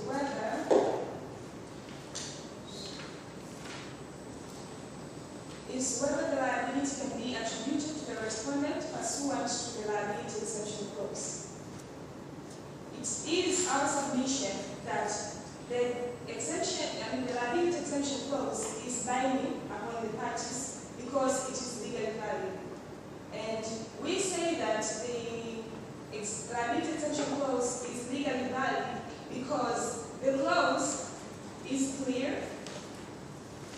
The clause itself is clear, it is reasonable, it is visible, and it is easily understood by the parties. Honorable members of the tribunal,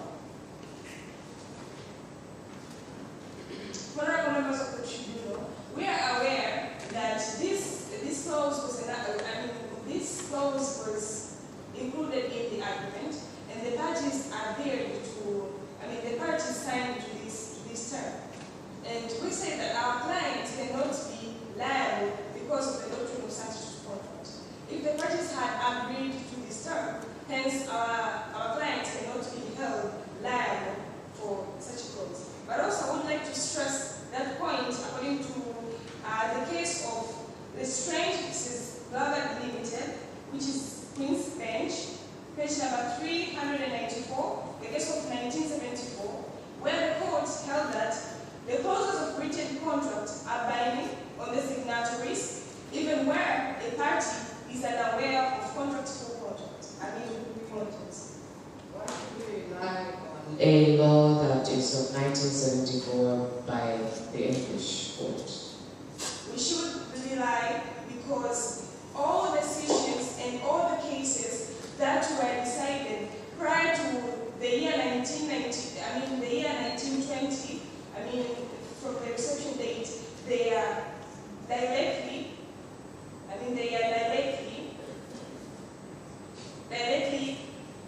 binding upon this honorable tribunal. What do you mean by the reception date?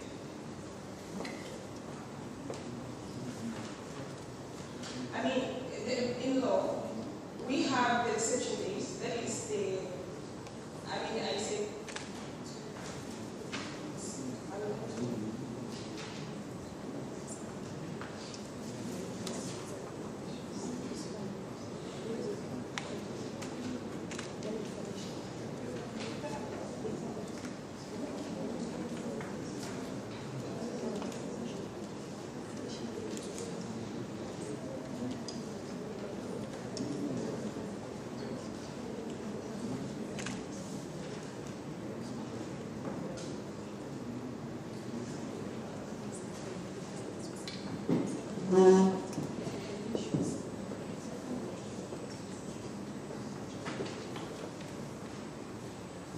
Honorable members of the tribunal, as I have consulted my fellow counsel, we come to an agreement that this case is binding before this honorable tribunal because the issues that were discussed in this case are very material to the issues that we're discussing today. Hence, the decision that was given, the holding that was given in this case is persuasive before this honorable tribunal. So what is the position you are trying to take? Is that decision binding or persuasive? It is persuasive. Binding. It is persuasive. Why? It is persuasive because the issues that were discussed in this case are the same that we're discussing before this honorable tribunal. So any case that relates in terms of the material facts becomes persuasive. Are there no guidelines in terms of which decision to apply, which one to be bound by? But also, we should remember, according to the Judicature and Application of Laws Act, that is Section 2, says that in our jurisdiction, in the Tanzanian jurisdiction, Tanzanian laws, which are very material to the laws of Sinikitu, when there is a gap in law, then the common laws and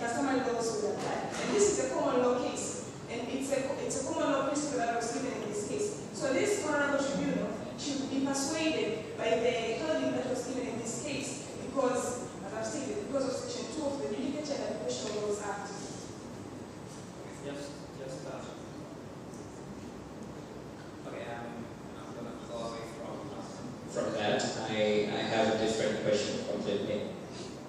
You are arguing that the liability exemption clause should stand. Based on your knowledge, do you think the liability exemption clause is absolute? Based on my knowledge, and it is our And knowledge of the law, actually. the knowledge of the law, and as we stand before this honorable tribunal, the liability exemption clause is binding. And as is legally valid. The question is it absolute? That whenever you are making a contract, then it is binding. It will be absolute if it adheres to the requirement. Because we say, what are those requirements and where does it say circumstantial? The requirements that, in order for exemption clause to be legally valid, there are some circumstances that must be met. And as in this case, those circumstances have been met. Which are? Sorry, answer. Yes. The question is, what are those circumstances that are met? Yes, I'm mentioning them. The circumstances are the exemption clause is supposed to be visible, and it is visible. It's supposed to be There are visible. circumstances where this clause can be hidden. You are talking of it being visible, the visibility. The visibility in a sense that, these clauses, the clause is enacted in a contract, and the parties also signed to all the terms of the contract. That meaning they agreed to all the terms of the contract. And Any support? yes, Support whatever you're saying? Yes, I have support. I have the case of Pega versus One United UK Limited, as it's provided at page 15 of our submission. What happened in that case? And whether it relates to what we have before us? What happened in this case, honorable members of the tribunal, simply relates to what we are speaking of today. Because this is a very important case which tries to give out in what circumstances can one say that the exemption clause is binding or it's valid. And that's what we are trying to stress here, that the exemption clause is binding. And why is it binding? It is binding because it's reasonable. And even if it was unreasonable, the parties, the claimants saw these terms, but still they went on and signed the contract. So as into that matter, we say that this honorable court should held this exemption clause as enforceable against the claimants. Was that clause fair? Yes, it was fair. In what circumstances maybe? Can you explain the fairness of that clause? The fairness of the clause will be, maybe we'll start by explaining that we should ask ourselves, was this clause communicated? And if we stick into that, we see that the clause was communicated. And how do we know that the clause was communicated? We know that the clause was communicated through the signatures of the parties. The parties sign after they have read all the clauses and all the terms to the contract. Communication of a clause, does it make it fair? Yes, it makes it fair. Just by communicating. By communicating. Counsel, do you understand the concept of negligence? Yes. What does it mean? Negligence is it's the situation where it happens one does an act without taking due diligence. Without? Taking due diligence. No, that's not negligence. Do you want time to refresh your mind on what is negligence?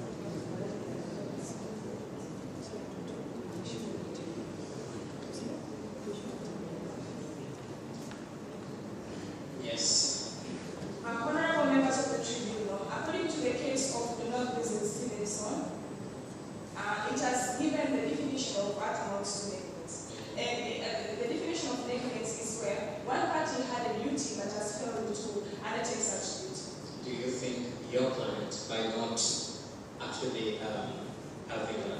having a license, a proper license. There's so many acts that your client has done. Do you think he was negligent in any way by not performing all the duties you ought to have performed? No, I don't think our client was negligent. And I don't think our client was negligent to all the, because you asked to all the acts that has happened. And I would say did he have a liability to procure a proper license from the central bank? No, as my fellow counsel has made that representation already, our clients had there was no need for clients to be licensed because the law itself has expressly provided as to what amount to banking services. And what our clients is doing is not the banking activities, but simply the financial. So they were wrong to actually receive cash from the clients. The facts are silent on whether they received cash. So what does it say that they received crypto? The facts are also, they received money, but no, the facts specifically say that the funds that were received from donor funds. Yes. Would you suppose that the donor funds were sent to the trustees, to the claimant in crypto? I wouldn't suppose that. So what do you think? How would you think the donor funds were sent to the claimants? Honorable members of the tribunal, here we're trying to discuss. Are you aware of how donor funded projects are run? Yes. Now my question was, can you help the tribunal just think out how the donor funds were sent to the claimants? Do you think they were sent in crypto form? We should understand what the money was received to invest in crypto. No, my question is, it was received to invest in crypto. I'm not talking about the purpose of the amount of money that was received. I'm talking about the modality of the amount of money that was received by the client.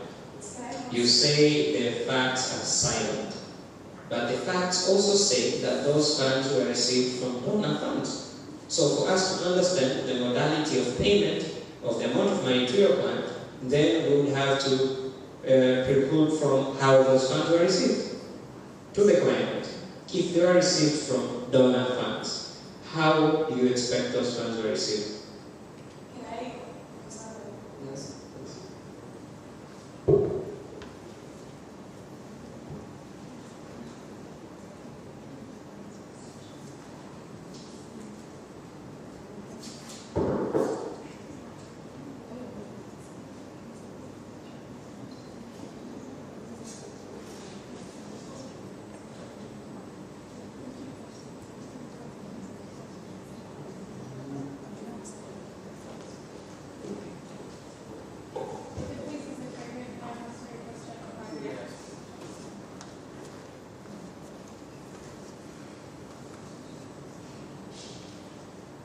To refer the tribunal to again Section 3 of the Banking and Financial Institutions Act that defines what would amount to a banking activity, that is deposit of funds from the general public. And as we have stated, that the funds were not from the general public, but it was an individual that is a claimant came to the respondent and gave those funds. And in my former submissions, I stated that due to that there is an agreement between two parties, but rather an agreement between the respondent and the general public per se, and that the agreement should be upheld due to the responsibilities of both parties, not rather than determining that the funds are from the general public, and that the respondent would actually be required to have a license to operate the agreement between both the claimant and the respondent. What comes into your mind when you hear the term general public? Does it mean your client had to enter into a contract with the entire public? No, but it would have to be more than one person from the public. And actually, there was more than one person. However, here we are dealing with a case of one client. Yeah, the aspect that you're talking about from the facts of the case are that if one person would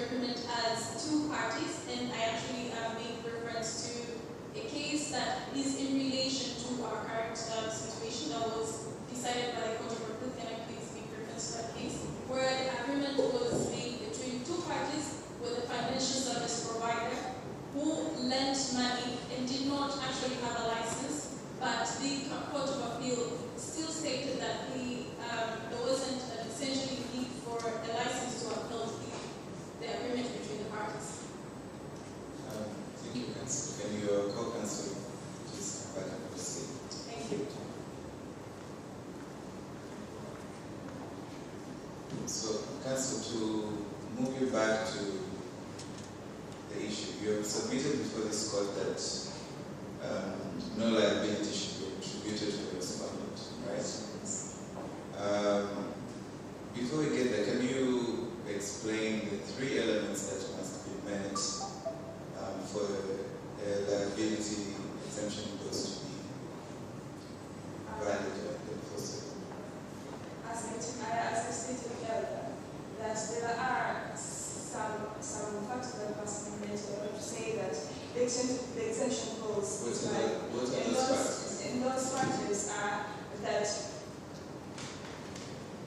that the clause itself must be easily understood, that for anybody to read it must be able to understand it, but also it must be feasible, it must be reasonable, as it was stated in the case of Central Bank or Stitch at AG, this is the Royal Bank of Scotland, where the court just insisted on these elements, that whenever there is liability clause and we want to make it be legally enforceable, then the mentioned element must be met. Are you aware of the element that the clause must not be rendered unenforceable by statutory provisions? Yes, I'm aware, but okay. Can you read for us Regulation 16, Sub-Regulation 2G of the Simikitu Central Bank Financial Consumer Protection Regulations? Yes, we are aware of that clause, but also we came up with another provision. Can you read? According to this provision, it says that the parties are, it reads that the contract terms shall be considered unfair where there is significant imbalance in one party's right and obligation to detriment the other, and also among the terms it includes, that's G, excluding or limiting the right of consumer to take legal action. But as I was saying, isn't this the case with your client and this clause that you're relying on?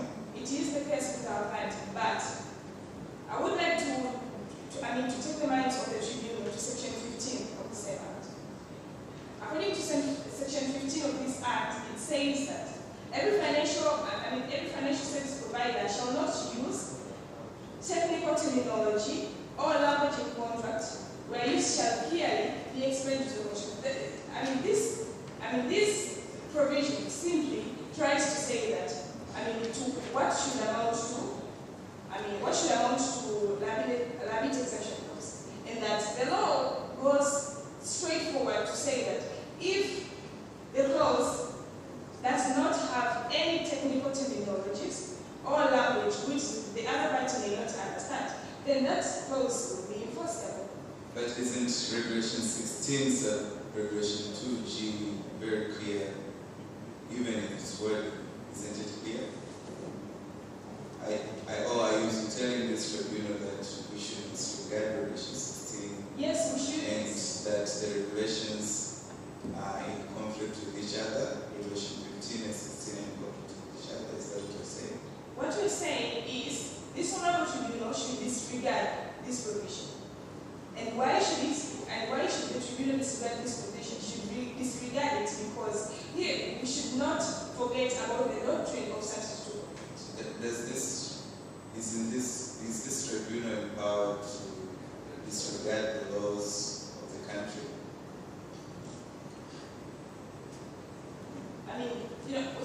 I'm not trying to say that the tribunal should disregard the laws of the country, but also we should remember that even the doctrine of sanctity to contract is also enforceable. It's also enforceable. And according to Council, I'm having an issue. We're actually discussing with the panel of arbitrators here. According to the nature of this contract, if you look at clause 7, it makes a disclaimer of all representations that you have made against or to the claimant.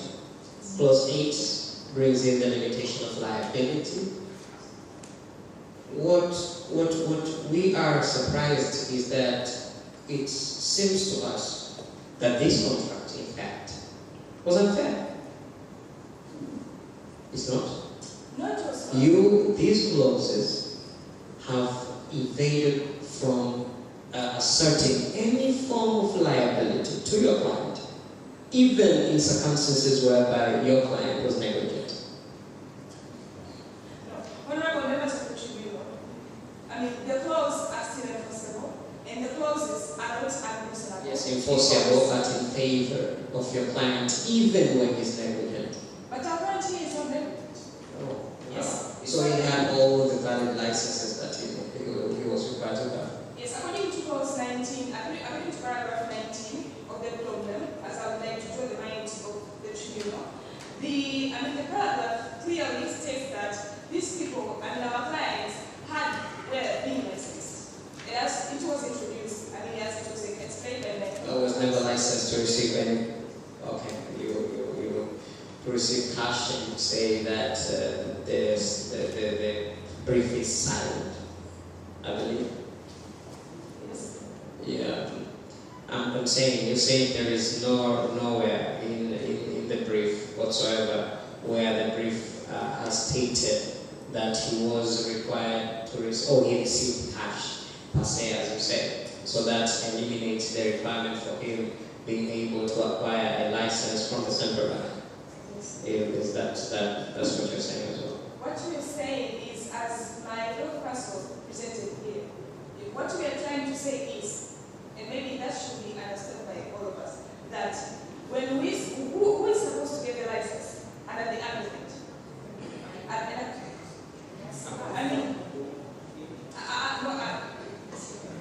I'm trying to explain that who is supposed to get the license? Who is supposed to get the license?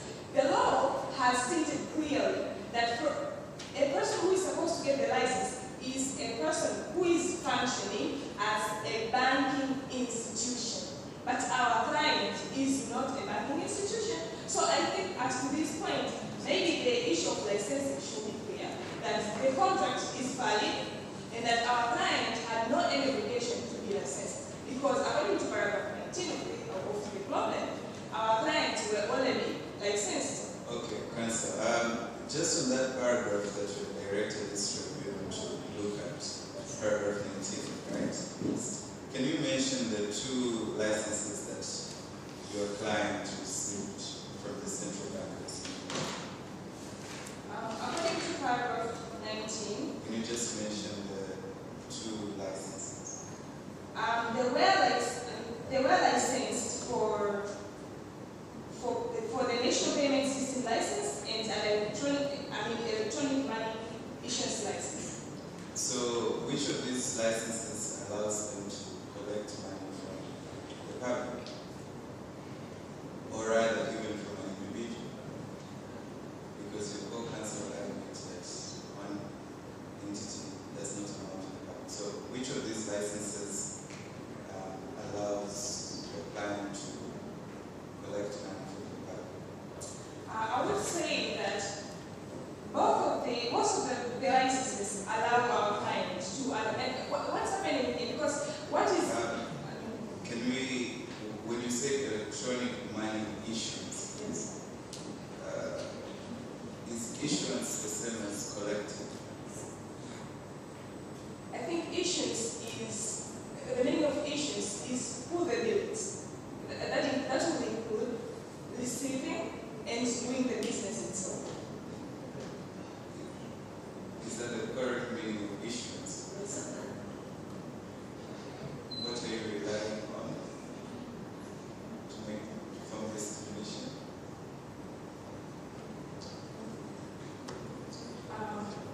If it will please this honorable tribunal, we will provide the relevant data, but now I'd like to continue. Counsel, before you proceed, so can you summarize in a single sentence what you intend to accomplish if the liability clause is enforceable? Then what would that mean for your client? It would mean that our client is not liable. Not liable to do what? Not liable. Our client is, because the issue. Simply not liable to do what? Are they not liable to pay the claimant? Are they not liable to return the or principal? We want clarification. Yes, they are not liable for the payment of damages, and they are not liable for any lawsuits that will arise against our clients. So, let's play that devil's advocate here. So are you trying to say that you entered into a contract and inserted a clause that will ensure you not pay anything and there will be no redress? Is that what you're telling the tribunal? What I'm telling the tribunal is there should be no redress because there is no any breach. So in connection to just where you ended, we would like for the tribunal to understand more about issue number 4. I would like for you to tackle issue number 4 and let us know in terms of the representations that were put in place before entering into this contract.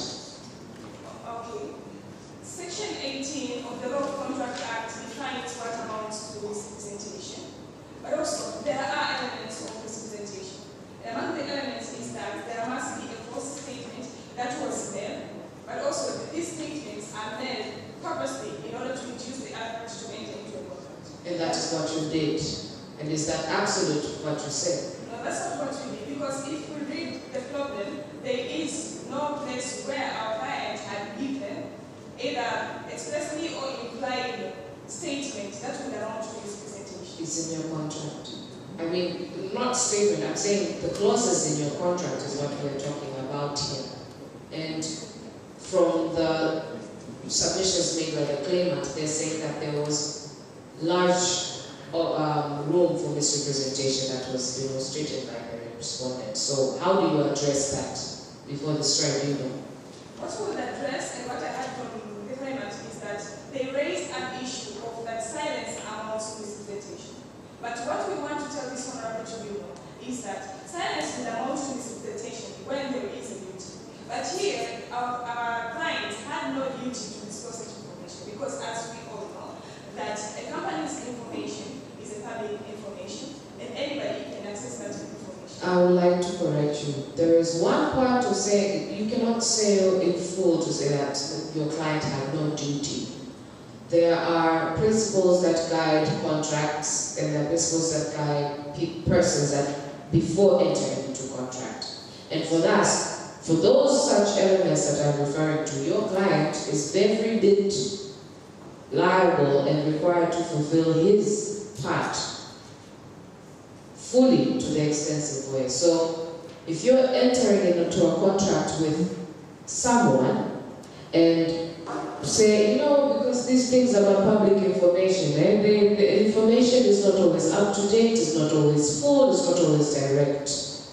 And from what we understand, the claimant was not operating on his own. They were operated by professionals who are guiding them as well. So that's the same, to achieve the same. And same applies to the respondent.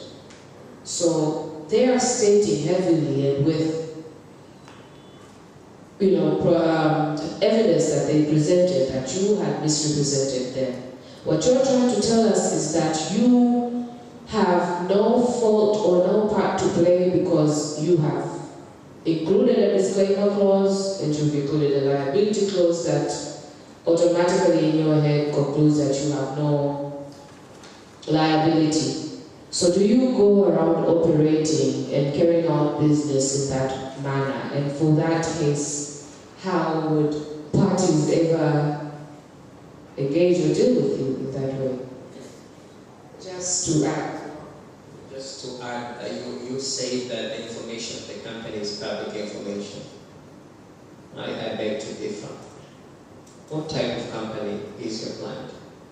It's a public company. It's a public company. Yes. Do you know the definition of public company? Yes.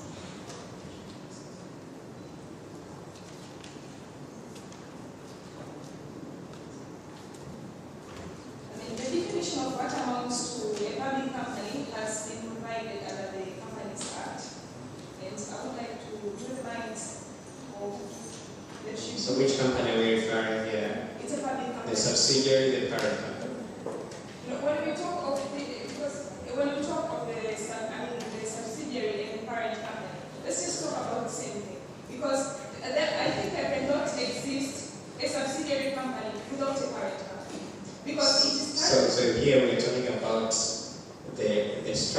which company? The parent or the subsidiary? Or we are talking the structure of both as one? Both as one. Oh, okay. Okay, so how are these both as one, the structure? They are as one because, as I say, the parent company can survive without the subsidiary company. You don't straighten your finger against the panel. Proceed. Proceed. What I was saying that the parent company can exist without the subsidiary company. No problem. I just want you to address on whether if you say it's a public company. So I want to know, how is it a public company? It is a public company because according to section 3, subsection 3 of the Companies Act provides that a public company is a company limited by shares or limited by guarantee, having share capital being the company memorandum. It's a public company, as even if we try to see the number of members that kept their money to this company. How many? What's the number of members? I would like to draw the lines of the tribunal to paragraph. Without wasting the time in the tribunal, it was stated in the problem that there were a lot of 15 million people that subscribe to the services that were provided. To who now? To the parent company or the subsidiary? Or to both? We say to the parent company because even the argument is the parent company guided by the law you were just citing right now, the Companies Act? Yes, it is. Oh. Because the subsidiary is in our parent company. Yes. In what jurisdiction is the parent company? And the Companies Act that you're citing is what particular country? So the Companies Act was meant to apply to the parent company in. What I've been saying. I don't know. That's why I'm asking. What I'm saying is the contract was entered. It was signed by the subsidiary company, but on behalf of the parent company. So my issue was, you say the public company has over 1.5 million subscribers as 15 million. Okay. Now my issue was, you cited a Companies Act that defines what a public company is. And I asked you whether that definition applies to the parent company. You say yes, I believe. You still maintain that position? I say yes because the subsidiary company is located in our jurisdiction, and this is the company that has conducted all the activities from the beginning to the end. Still, that's you're not answering the question. You're not answering the question, but because of time, I return to the chair. Okay, so the time that was over was just your extended time. I'll give you 30 seconds because this was an engaged session for you to wrap it up. So, what would simply want to present to this honorable tribunal is simply that we would like this honorable tribunal to dismiss this case since it has no legal basis, as we explained. These people entered into an agreement with all the clauses, but still they signed the contract. So we would like this honorable tribunal to dismiss the suit with cause as there is no legal basis. Many thanks. Thank you. Okay, so I'd like to invite the claimant if they have any rebuttals.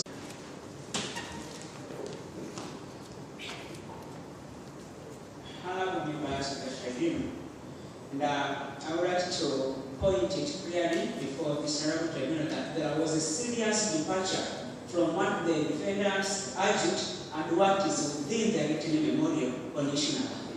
And this is why we exchanged the memorial before the proceeding so as to be aware and not to be taken by surprise on what we will argue during the course of proceeding. And then it's a general rule that parties are bound by their pleading. Now, according to issue number 3, I would like to address it clearly. From the summary of argument of the plaintiff's memorial, clearly stipulates that their position on issue number 3 is that the agreement is invalid. But in course of submitting, they have shifted into the question the argument is valid, and they totally departed from the what is we were relying in the course of our presentation. Now, basing on this, I would like to direct the mind of the tribunal in paragraph 17 of their written memorial. The position is, I would like to quote, the argument between the claimant and respondent is rendered illegal and unenforceable before this tribunal. But surprisingly, what was presented here is that the argument is valid due to the fact that they have two licenses, which is the electronic issuance license and the national payment system. Now, because of this, it would be unjust from the side of the claimant to allow this serious departure from the position we are intending to for the development to rely, unless if we are given the notice that we intend to depart, it should be sufficient for that to prepare ourselves to now be intervening that route. Now, I would like to request the tribunal to ask again their position whether the argument is valid or the argument is valid in accordance with the argument stipulated and not from this departure. Your Honor, in another way, from there is a dispute on the counsel for the respondent, I think, misdirected themselves. On whom are they representing? Is with the parent company or subsidiary company? Well, the matter is clear. Now, looking at the title of the investing plus argument, I would like to direct the mind of tribunal in the investing plus argument, page number 1. In the investing plus argument, page number 1, clearly defined that this is an argument which is the interview between Payapco, a subsidiary, and not the parent company, but wonderful. In the course of presentation, the argument and the respondent contained that the argument was signed between the claimant and the parent company, which is not true, and they are not even aware of whom are they representing.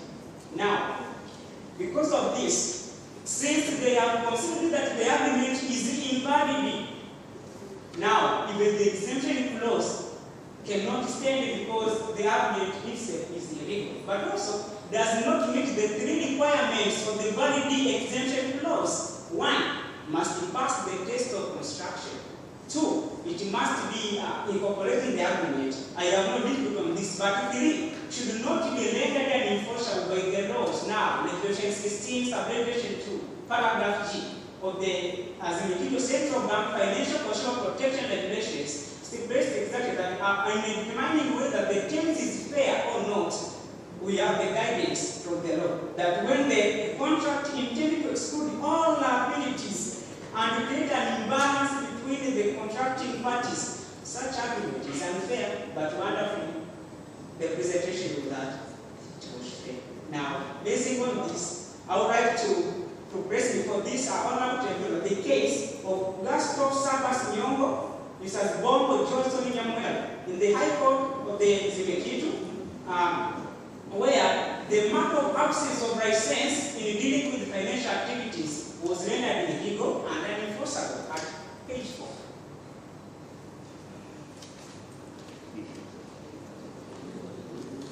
Now, speaking of the shame, that since the respondent decided to depart from their position and contract with the requirement of the law, while in the contract they have considered that it is invalid, but they have changed their position in due course of the submission, we have to pray that to disregard the word submission made on issue number 3 on whether the contract is valid or invalid unless they restate their position in accordance with the pleading they submitted and exchanged for us to lie in order to make our submission. I am the submit.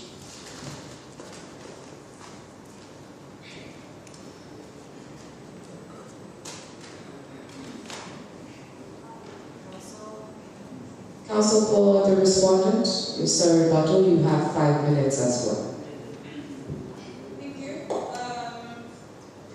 would like to direct this tribunal to the rules of that are applicable before them.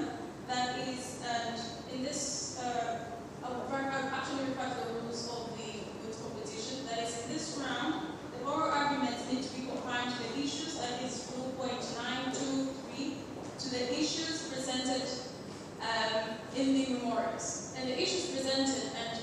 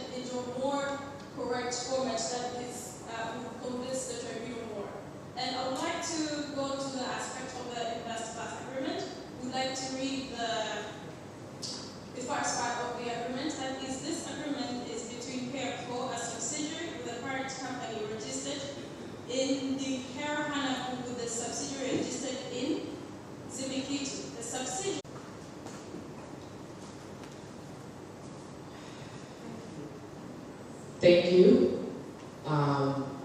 So if there's no further activity for today, we would like to adjourn and close this tribunal. We thank you for your time and participation. So if there's any instructions that the bailiff may have. Okay. Then are we allowed to provide feedback already? Okay. Thank you guys for a very engaging competition. To be honest, the audience were the ones who were telling us how engaging this was. We do know there were a lot of them holding back claps and a lot of ovations. So let's just give them room to clap.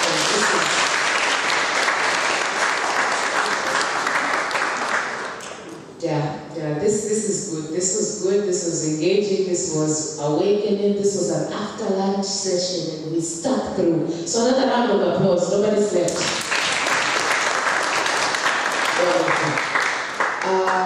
On behalf of the tribunal, I would like to also congratulate each and every member from the bench. They were great in their capacity and level, and it was very engaging. And for the teams, congratulations for making it to the finals. Congratulations for holding through the 2 hours of intensive engagement with the tribunal. This was a snippet of what your life will be for the rest of your life being a lawyer. Isn't that beautiful? Yeah? Okay.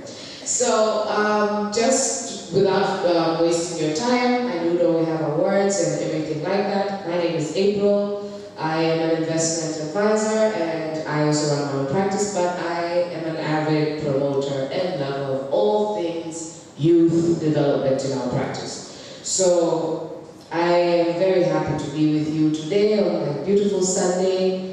And I'm happy that all of you also took time and came to this Sunday to see brilliant minds break out of their shells and try to position themselves in this practice. To be honest, as we are all here, we're all still finding our path, we're all still finding ways to improve this fraternity together, because we're all individuals and there's over 14,000 of us. So it's up to us to take from what has been taken from the seniors, take for us and create space for the new ones, and at the same time find our footing in different areas where we're supposed to belong.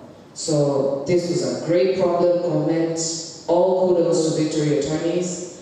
As the years progress, we're more engaged to what is ongoing right now. So what you've learned and what you've gone through right now, if you get a job, if you get an internship right now, you'd be standing a great chance to dealing with something. You're not going to be lost completely in that firm. So congratulations with that.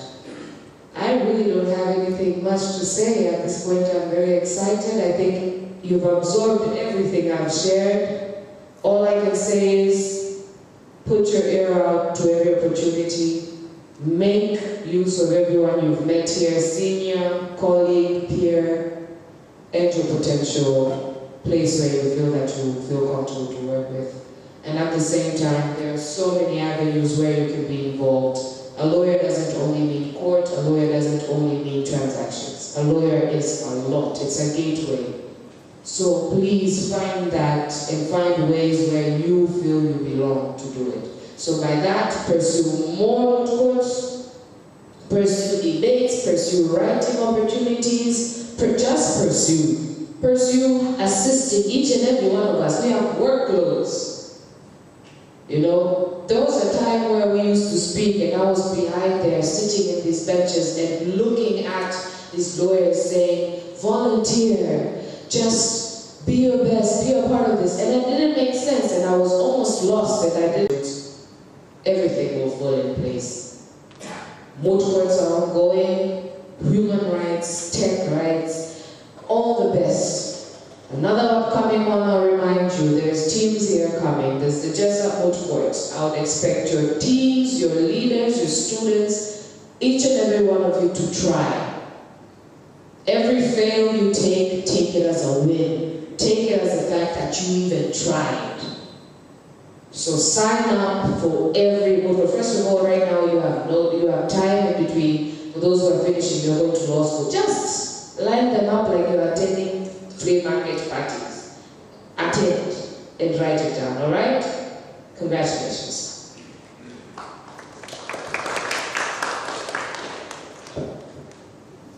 Hi everyone. Very big congratulations to the teams, to everyone that attended the Moot. My good names are Lucky Mgimba. I'm the managing partner of Godwin Attorneys. We are partners with Victoria Attorneys for the third year in a row, I believe.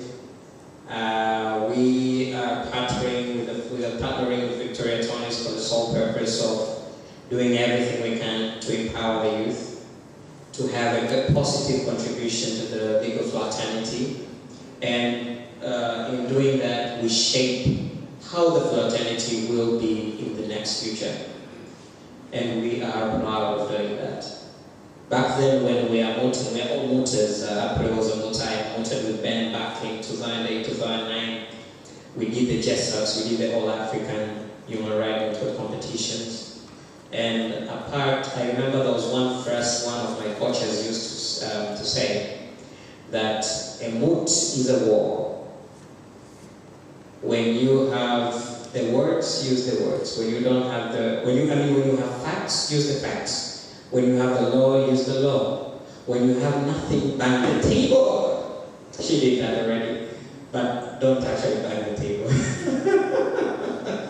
But today, and most of the sessions that we have had in this year's Moot, you have seen that spirit, and it's beautiful. Trust me. You would see the amount of energy, the amount of dedication, the amount of power that you have kept in preparing for this Moot. Don't think it's a waste of time. It's not, trust me.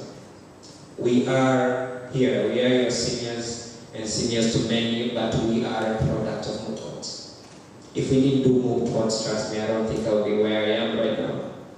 So you can, as April said, there is a lot of realities that would come your way, but only if you pursue more opportunities, starting with Moot courts and not giving up on every other opportunity that comes up. It's an opportunity to write.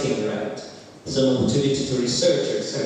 It's an opportunity to moot again, moot until banging the table breaks all tables in front of you. So we wish you the best of luck and congratulations to the team. That's it.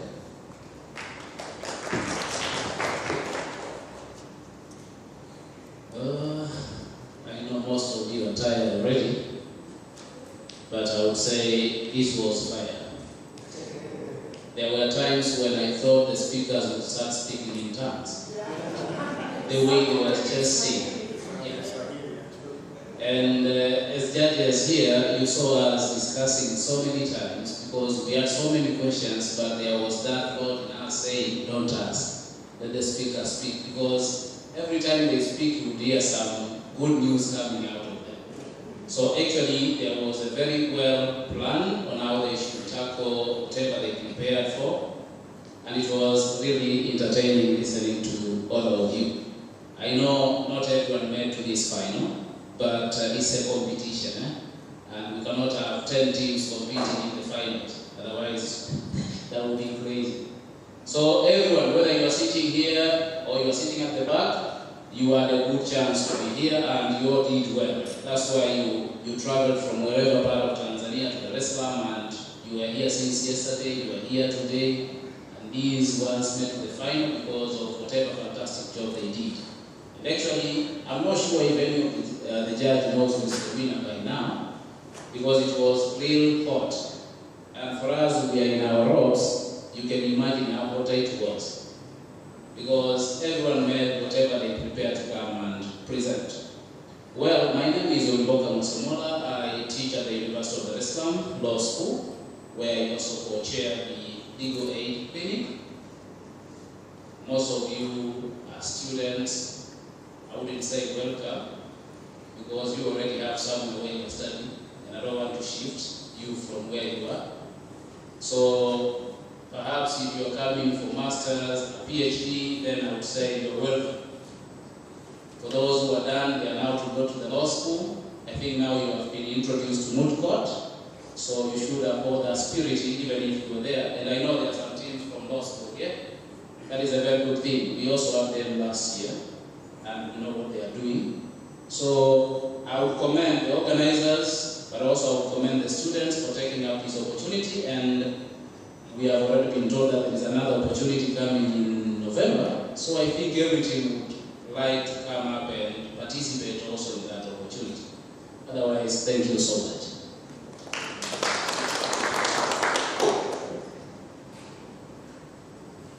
Hello everyone. My name is David Leon Speaker. I'm an associate at Africa of Attorneys, and I'm also a part of an organization called African Moot that deals with unlocking the potential of Africa in international commercial arbitration. So one of the things as well is it trains law students in Africa to participate in a moot court called William Lewis International Commercial Arbitration Moot, but also the Alfred Deakin International Commercial Arbitration Moot. So you're all welcome to Google, read about it, and explore, and participate in the moot courts for those that are eligible.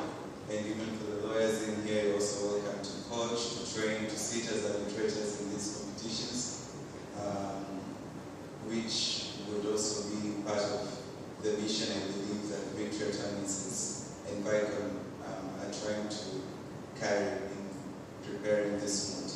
So, and to the students, the ones that have made it to the finals and everyone else that has participated, I would really like to congratulate you. I congratulate you for participating, for making it this far. It's no easy feat. It's not. We really understand that a lot has gone into this, and at the end of the day, you really deserve to give yourself a pat on the back and say, you know what, I showed up and I gave it my all, which I believe all of you gave it your all. The ones who made it to the finals, even those who didn't make it. And one thing that I also want to say, at the end of the day, a win is not just measured by the accolade that you've got. It's good to get the accolade, but after that, you need to look at the journey. When you started this moot, probably for some of you, you had to learn how to prepare submission, how to go about this, but the entire journey up to this moment, look at how far you've come, what you've learned, and that should be a win.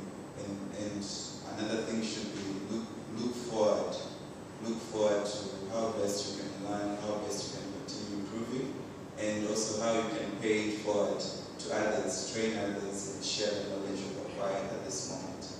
And before I pass this mic over to the third person, I leave you with 3 words. Keep showing up. So keep showing up in different opportunities, in different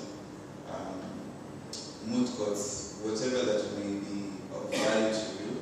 Show up and do your best and learn from it. It will always come back to you. All the best, everyone, and enjoy the evening.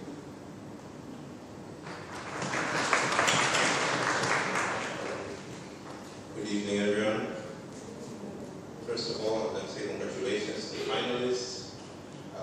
You've done a very good job. It wasn't easy getting to this point, so I believe you deserve to be happy with whatever happens today. I know sometimes when it's a competition, you get caught up in the idea that I have to win, but as David said, the process is what matters. The person you are today, the lawyer you are today, is different from the lawyer you were before the case file was released. You now know what Fintech is, you know crypto, you know so many new things that I assure you will make you distinguishable in the market, will make you distinguishable in your classroom, will make you distinguishable everywhere you are. So congratulate yourselves whether you're in the finals or you're not in the finals. By being here today, you've gained so much in the last 3 months. So you are a winner even if you're not awarded a prize today. And speaking as a former alumni of this moot, I can tell you that you can gain so much more.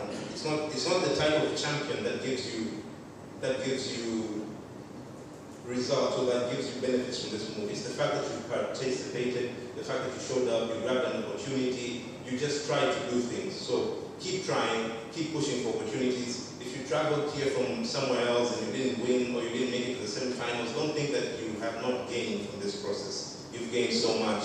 You've gained all this knowledge. You've gained all the people in this room. It's all for you to choose who you're going to utilize and what knowledge you're going to utilize and how you're going to utilize it in what opportunity.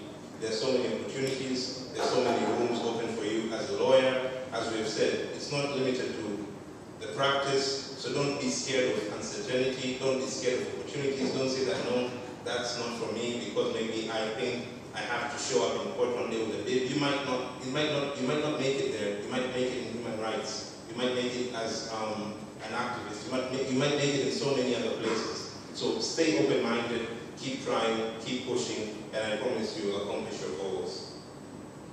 So to introduce myself, I am Fredrickson Mboko. I am a former Moot. I am a former participant of the Moot, and now a judge this year.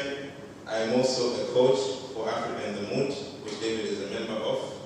I am also a tax associate. I deal with tax. I'm a lawyer dealing in tax. So, as I said, don't be scared of opportunities. Don't limit yourself. Try to explore any opportunity that you can.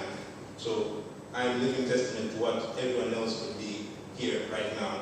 And not just me. There are many other Mooties here I see in the room. You will see them at the cocktail. The future is bright for you. Just by being in this room today, the future is bright for you. I promise you that.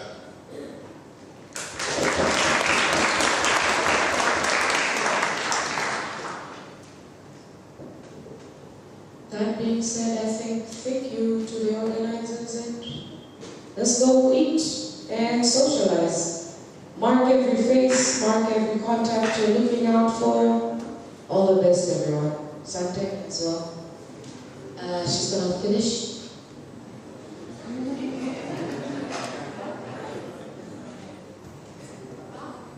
All right.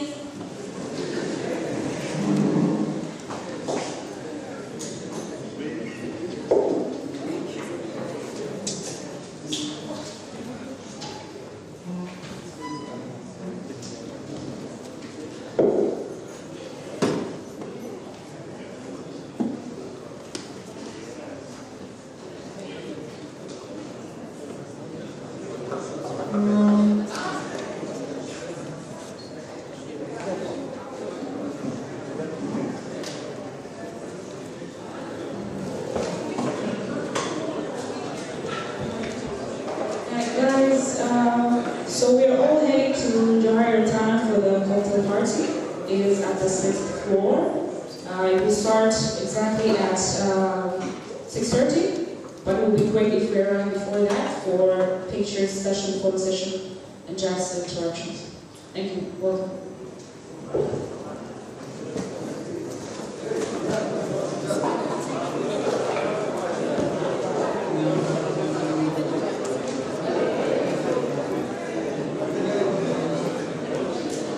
Sorry guys. Wanafunzi basi mko chini hapo na wasubiri. Kutoka tu tunaona basi imepaki hapo.